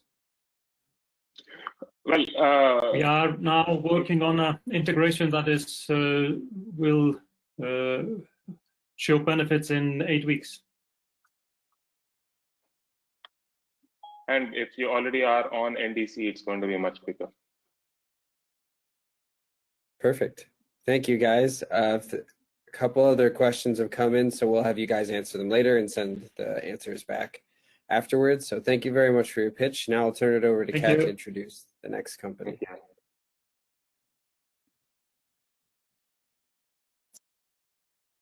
Thanks very much. The next company that is going to be pitching is DoHop, and I'm very happy to introduce David from Iceland, who is the CEO of DoHop. Thanks, David, for joining us.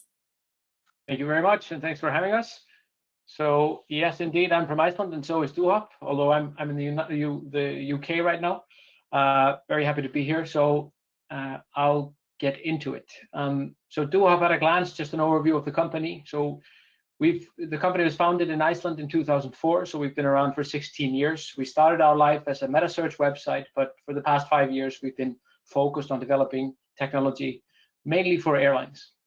We have about 45 people in 8 countries around the world, and we have 9 live DoHop-powered airline platforms, i.e. microsites that allow airlines to sell interline or interline 2.0 connections, as we refer to them. So we have 3 platforms in development, along with 4 proofs of concept with airlines around the world. And we have a network of more than 35 partner airlines. And last year, we had about 500,000 live passenger connections through our systems. So I think an overview of our customers is appropriate. So our initial sort of airline platform went live with EasyJet in 2017, and that's called Worldwide by EasyJet.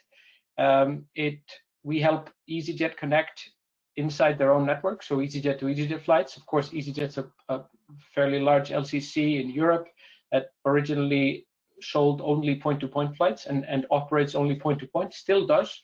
We are the bolt-on that allows them to operate and sell and operate connections across their network. So in 2019, we went live with Eurowings, Transavia, Volotea, Jetstar, Tiger. We also power the flight search platform on skyteam.com. And this year, we've gone live with 2 airlines, La Compagnie, which is a boutique airline based in Paris, and Avianca. And I'd like to jump over to a quick demo of Avianca just to show you. I'd say sort of it's easier to look at than explain, or to show than explain. So let's go from Bogota to Hamburg, and so this is a live product.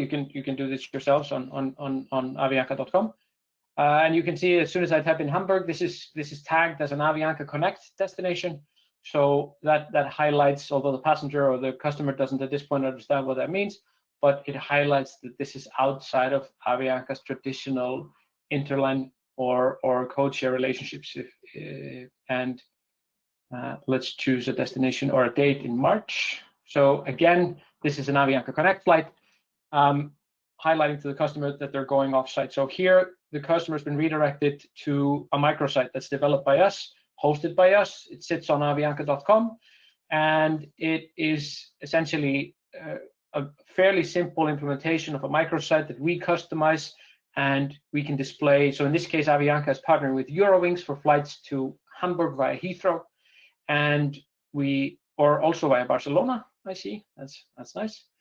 And let's go and select. Let's go and select this one via Heathrow. And here you can see what's happening. So you'll see the result, the full itinerary. You'll see in the basket, this is a very simple sum of sector fare. So it's the Avianca fare directly from Avianca. This is their public fare for this sector, the public Eurowings fare, and then you have DoHop Connect, which is our own connection guarantee product. So with this small fee that we add onto the ticket, we service and we sell and service a guaranteed connection. So if the customer is in any kind of disruption, a flight is delayed or canceled, there's a schedule change that affects the connection, we take care of that and we service the customer. And we run a 24/7 call center in multiple languages in order to do that. Now, what we've implemented for Avianca is we've implemented 2 cabins, so their economy cabin and their business cabin, and their small, medium, and large fares. So that's something that we can do. And I'm going to also show you some additional capabilities here for other airlines. So for EasyJet, we sell their EasyJet to EasyJet connections, as I told you before. We also sell EasyJet connecting to Cathay Pacific and any one of the other 15 partners that EasyJet has on their platform. We can allow any kind of additional ancillaries to be added in the booking flow, whether it's a bag, as it is here, could be bundles like we do for Transavia. Also for Transavia and EasyJet and a couple of other airlines, we have seat selection. So we have, and finally for Eurowings, we allow them to sell not only connections to some of their partners, but also non-stop flights on partner airlines like SunExpress. So essentially, what we're all about is I'd say, making life easy for an airline. So we supply all of this fairly well out of the box. So the microsite is, of course, needs to be customized to the look and feel of the airline. But most of the technology that is here comes straight out of the box. And on top of this, on top of allowing the airline to sell this on its own website, we also have distribution through our NDC compliant API that connects to meta search websites like Skyscanner and Google Flights, connects to OTAs, TMCs, etc. So it allows you to surface these connections that we can build and enable in any of the sales channels that you want and need. So essentially, let's go. So thinking about a proof of concept, how we can, well, maybe first of all, why? Why would we think of connections as a good way in a situation like COVID as a part of the restart? I mean, most airlines and all of you here on the call know this better than I do, are restarting with a smaller network, with a smaller fleet, and fewer destinations, maybe not as frequent service to many destinations, and that's where we come in. So instead of having to build complex interline agreements, sign complex agreements for interline and build things that are hard to build and take a long time and are expensive and complex, we can enable this in quite a short amount of time, and we can enable this very inexpensively at present. So we're not charging any implementation fees, and we are really essentially trying to put into the hands of an airline the ability to sell connections to any other airline, regardless of booking engines or PSSs, or regardless of any kind of backend technology.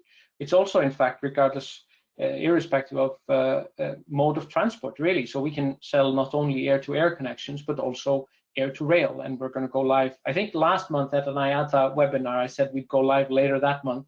We didn't, but it's going to be this month. So we're going live with one of our airline customers connecting to rail. So that's going to be a really interesting thing to see.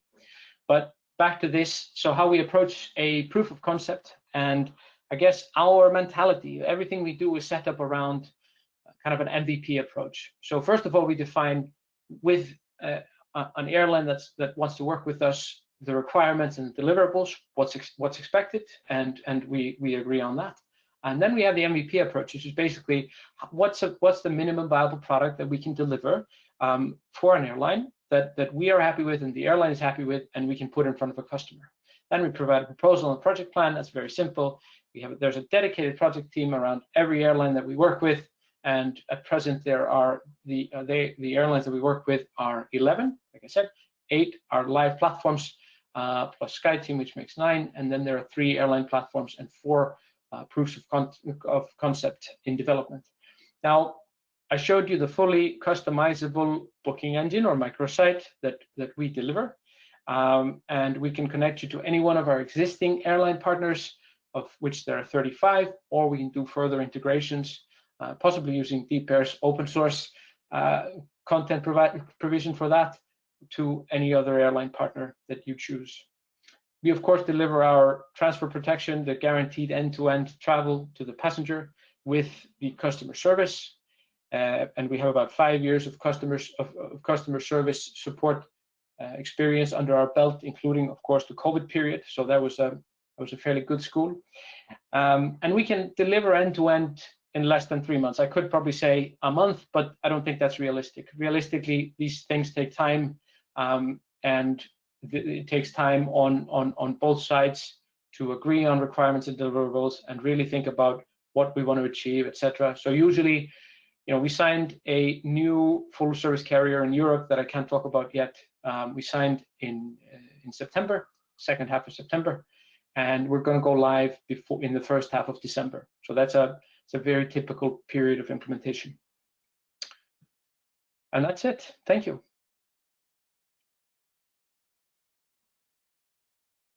Great, thank you very, very much, David. I think it's really cool to see the different startups working together, and also how these barriers are being broken down, especially in this time of crisis. So cool to see that. A couple questions have come through here. A lot of them have been around your solution addressing passenger rights, etc. So for example, if the customer has purchased through Airline A's website and they'll be traveling with Airline A and B, on the day of travel, Airline A has a disruption. Who takes care of the passenger and how does this work? Yeah, so essentially what we normally do is we take care of the connection itself. So if the Airline A has a disruption, usually it's the Airline A's responsibility to deliver the passenger to the connecting point, and then we take care of the passenger from there. It may be in our interest to take care of the passenger from our original origin airport. We may find a new connecting route, etc. But essentially, we are always there every step of the way. Okay, and so how would the passenger connect with you? How do they know to connect with DoHop and not connect with Airline A or B? Yeah, absolutely. So when you make a booking, there are 3 confirmations that get delivered, one for each airline, because these are separate tickets with separate payments, instant payments should be said, so there's no settlement.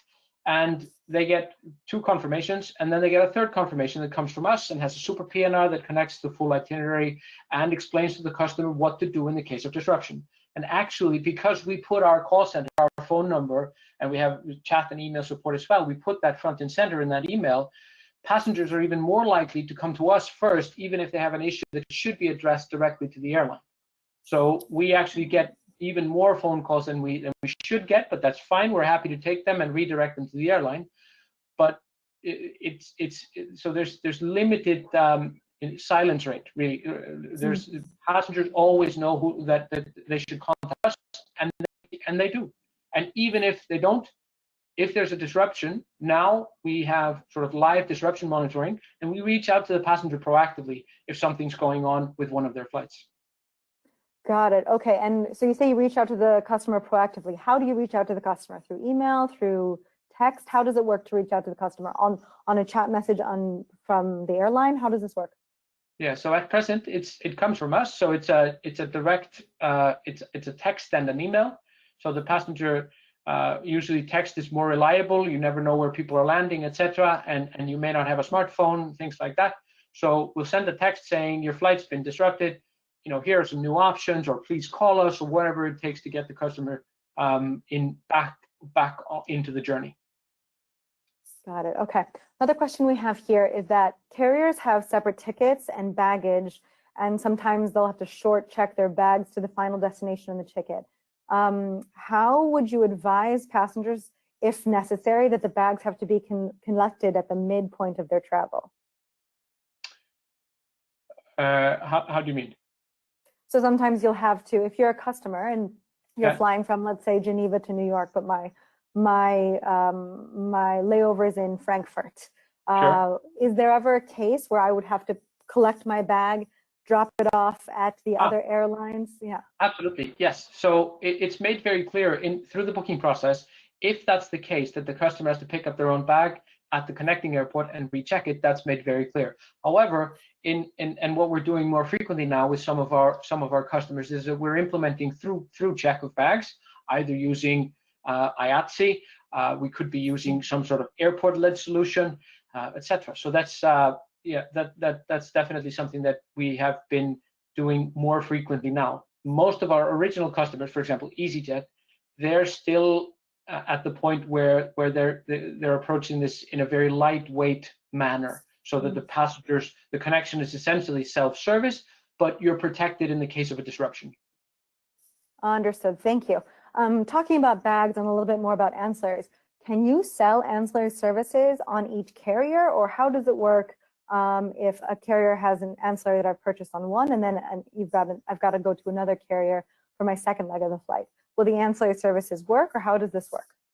Absolutely. So essentially, we sell it on a carrier-by-carrier basis, but if the customer doesn't choose to, for example, add a bag on both of those segments, we'll alert that they haven't added a bag. Some of our airline customers have chosen to do it differently, and they force a bag onto the second leg if the customer has chosen a bag on the first leg. So it depends. That's all up to the airline, how far they want to go into sort of making sure that the customer's all right. Great. Okay, that's unfortunately all the time that we have for questions, but we do have a couple more, so I'll send those along to you. And we really appreciate taking the time to pitch to us. Thanks very much, David. Thank you.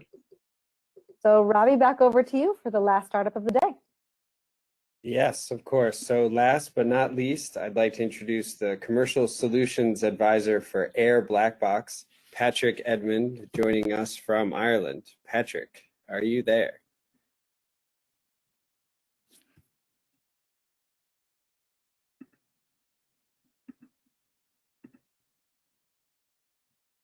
Able to, there, thank you very much. Good afternoon to you. The technology is getting in the way again.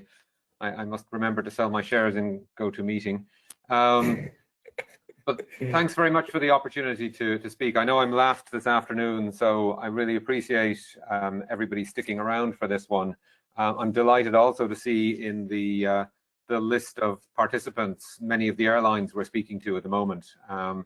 This topic of interlining, the future of interlining, and ways of helping airlines to drive more revenue through new interlining approaches, especially in this COVID era, is getting more and more topical, and we're delighted to play a big part in that.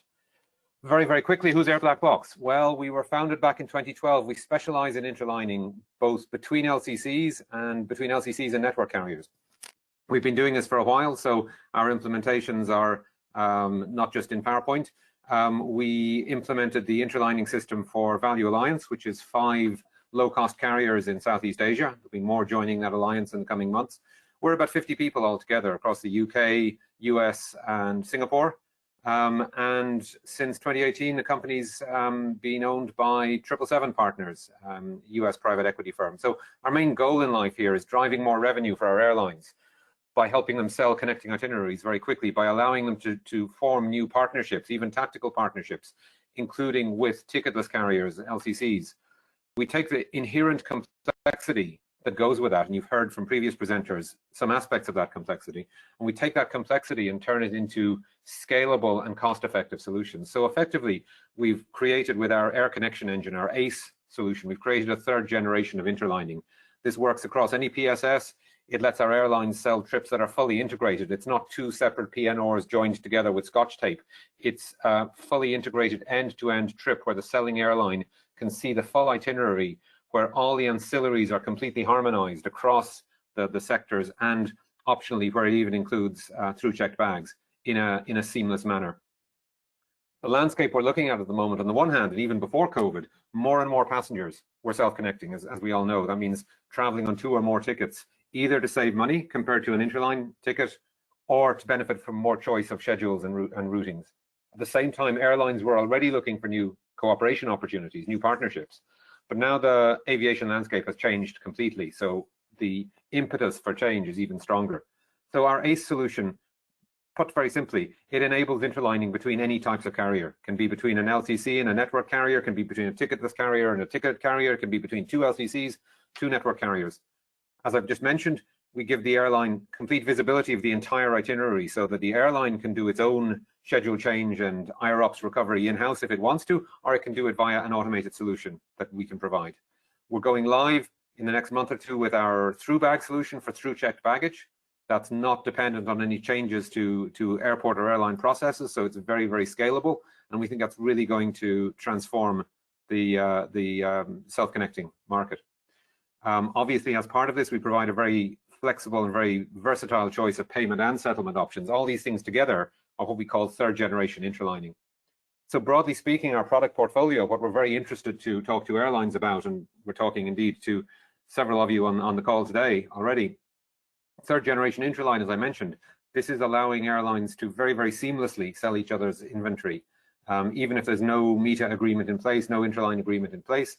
And again, it can support any PSS, it can support any airline type, whether ticketed or ticketless, full service network carrier or LCC. Our ancillary cross-sell solution allows airlines, especially network airlines, to merchandise and sell paid for ancillaries on their partners' flights. In fact, it allows them to do so better than many alliance partner airlines manage to do with their alliance partners today. Something else we'd be very interested to talk about. And finally, through bag, as I've mentioned, this allows passengers even traveling on separate PNRs to check their bags all the way through to their final destination. That, until now, has been a key inconvenience for self-connecting passengers. The need to go out landside at the transit airport, potentially going through customs and immigration, pick up their bag, check it in again, go back through security. So this works far better. It takes away a major pain point. It's a very lucrative ancillary revenue source for airlines It's great for airports as well because the connecting passenger is spending longer airside in the airport, generating commercial revenue. So it works for all parties concerned. It's not limited to any particular PSS, so it's PSS agnostic. We've tested it across several already very successfully. It'll work for an LCC or for a network carrier. Very happy to talk about that in some more detail.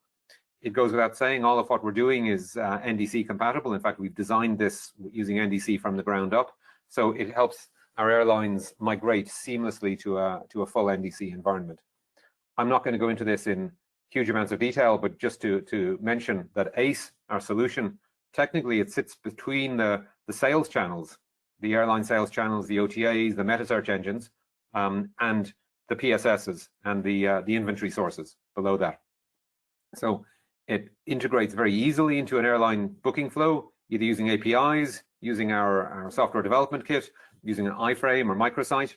And it also integrates very easily, not only directly into airline PSSs, but also into aggregators, allowing us to offer our airlines a range of hundreds of alternative airlines content. Naturally, we also take care of the payment and settlement in all of this. Our payment gateway supports not only credit cards, but also digital wallets, loyalty points, digital currencies, mobile money, very critical in some regions of the world, but also supports both online and offline payment. And the settlement process can, of course, be handled via the IATA clearinghouse. It can be a bilaterally agreed settlement process between the airlines, or it can be near real-time settlement that we can do within a couple of days. And we're doing this already. This is not a PowerPoint implementation. We're in production already, and we've been doing this for a few years. Our managed interline solution is driving Value Alliance in Southeast Asia, Northeast Asia. So we're supporting a range of airlines: Scoot, Cebu Pacific, Jeju Air, Nok Air. That's both ticketed and ticketless carriers running multiple PSSs. So at the moment, it's 5 airlines, about 170 aircraft. They're already planning how that's going to grow post-COVID, so we'll see that developing further. What do we do for them? We provide, of course, the search and book functionality, including plugging into Kayak, Skyscanner, Google Flights, and so on to deal with queries coming from MetaSearch. We cross-sell seats, bags, and meals, and of course, we harmonize ancillaries and fare families. We've been doing this for a few years now. So Airline A connecting onto Airline B, Airline A can decide how they want to align their fare families, what ancillaries they would like to package with that, and that's automatically harmonized on Airline B. So we provide a seamless interline experience. This is why we call this third generation interlining. So there isn't any clunkiness in the middle. As I mentioned, we deal with payment and settlement. Of course, we provide reporting facilities so our airlines understand what's being flown with whom in a lot of detail. And we do all of this without the airlines needing to have interline agreements between them. So it's a very lightweight way of providing a very high quality passenger experience.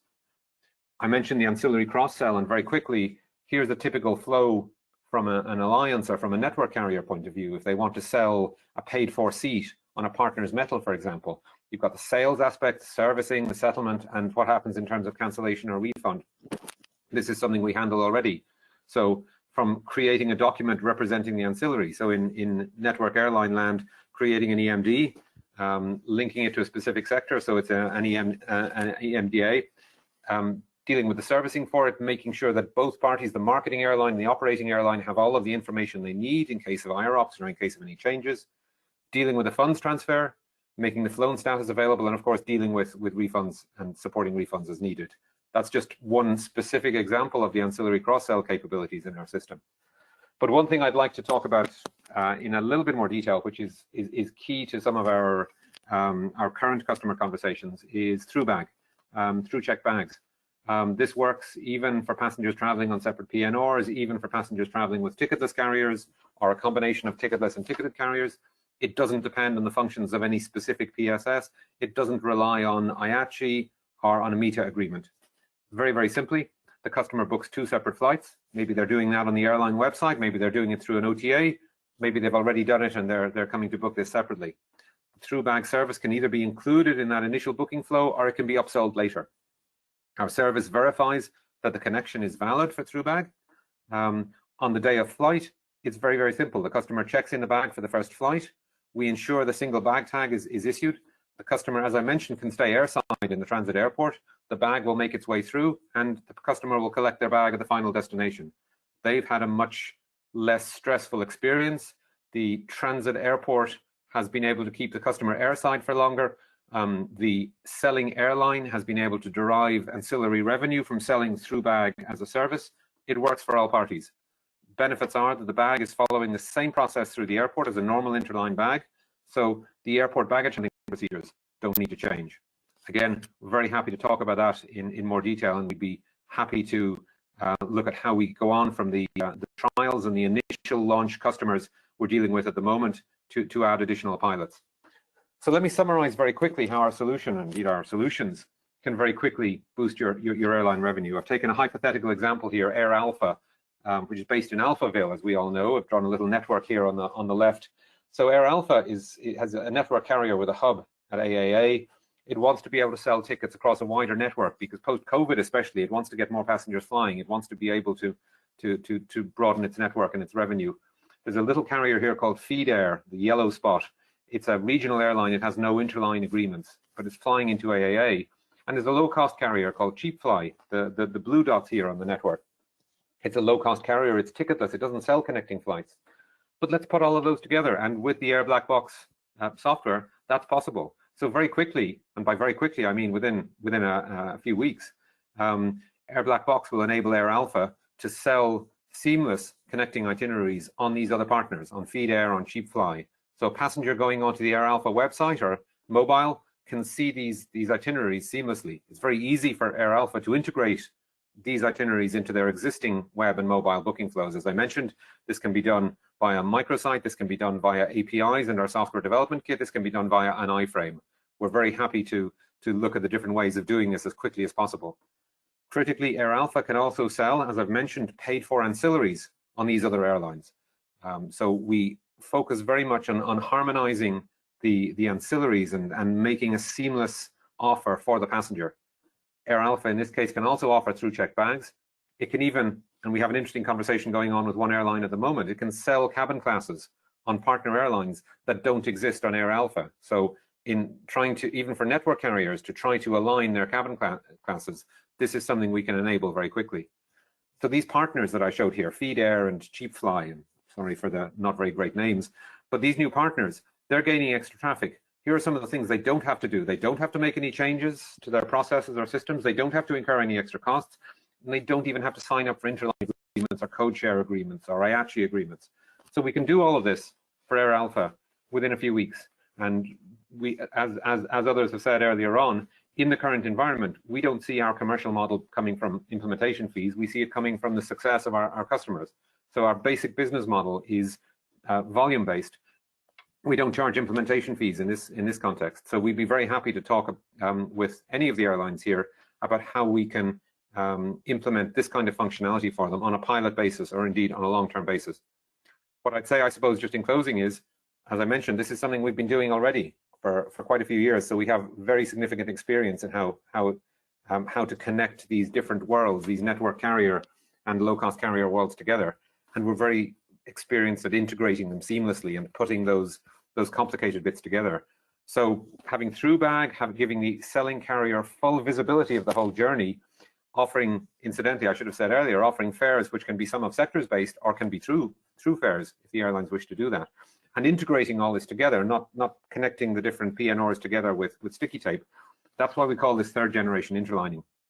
It doesn't rely on the PSS, doesn't rely on META, it doesn't rely on IATA. It's connecting these two worlds together, and it's based on our own IP that we've been developing over the years. And we'd be very happy to talk to any of the airlines here today about how we can work together to collectively get past the worst of the COVID crisis and start generating more revenue again. So thank you very much indeed. I'll just leave that there, and if there are any questions, I'll be very happy to take them.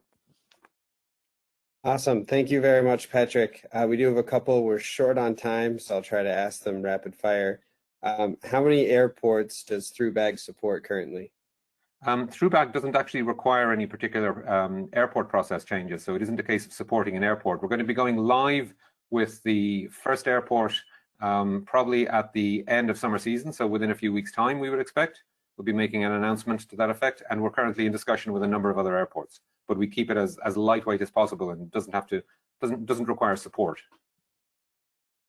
Awesome, thank you. And last question, how do you handle a lost bag? Who takes care of it? So in the case of lost bag, for a point-to-point bag, the each individual airline is obviously has their own responsibilities. The airlines taking part in through bag aren't asked to do anything more complex than that. They look after their own individual responsibility for lost bags, and we basically stitch those together to ensure that the bag makes it safely to its destination with no extra process complexity. That's a key issue for us. Perfect. Thank you very much, Patrick. We have a couple more questions. We'll send them to you so you can answer them. We'll get those answers to the airline shortly. That'll be great. Thanks very much, Robbie. Awesome. Okay, so thank you to everybody who stuck around through all this. We just have one last thing to ask of you. We have a poll, one poll question to help us in terms of figuring out the next themes we should be focusing on for next year. So you should see a question popping up now. As we mentioned earlier, we're looking at stimulate demand now. We'll be looking at passenger confidence starting November 5th and looking at operational efficiency on November 24th. But what other topics do you think you would be interested in? Not surprised we only have a few people answering right now because it's been a long day. Okay, now some answers are coming in.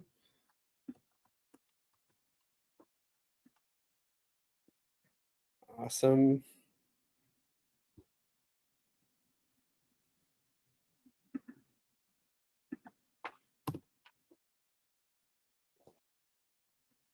Perfect. Thank you to everyone Okay, I think we can close the poll now. Yeah. Okay, really appreciate this feedback. We'll definitely be taking this into consideration. Health and safety is definitely one we'll be focusing on for sure, and we'll look at these other themes as well.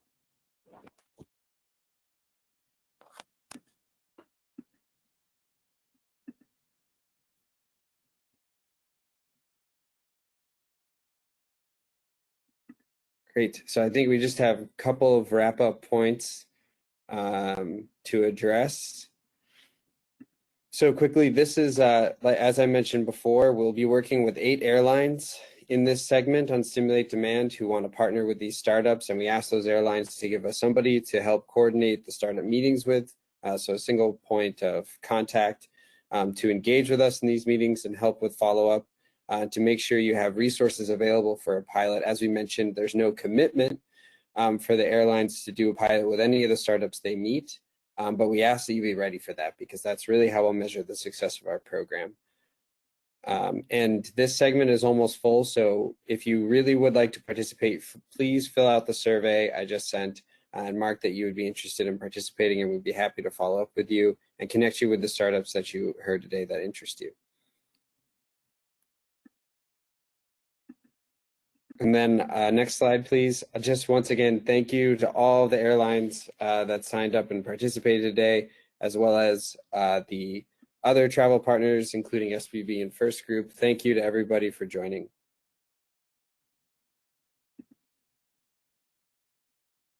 So just to remind you of the events that we've got coming up, we've got segment 3 focused on passenger confidence held on the 5th of November, and operational efficiency, the deep dive will be held on the 24th of November. Last slide, please. A big thank you to all of the startups and the airlines who joined us today. If you have any questions, please don't hesitate to contact us. And we look forward to sharing new startups and new technologies around passenger confidence with you again on the 5th of November. Thank you for your time and have a good day. Thank you, everybody.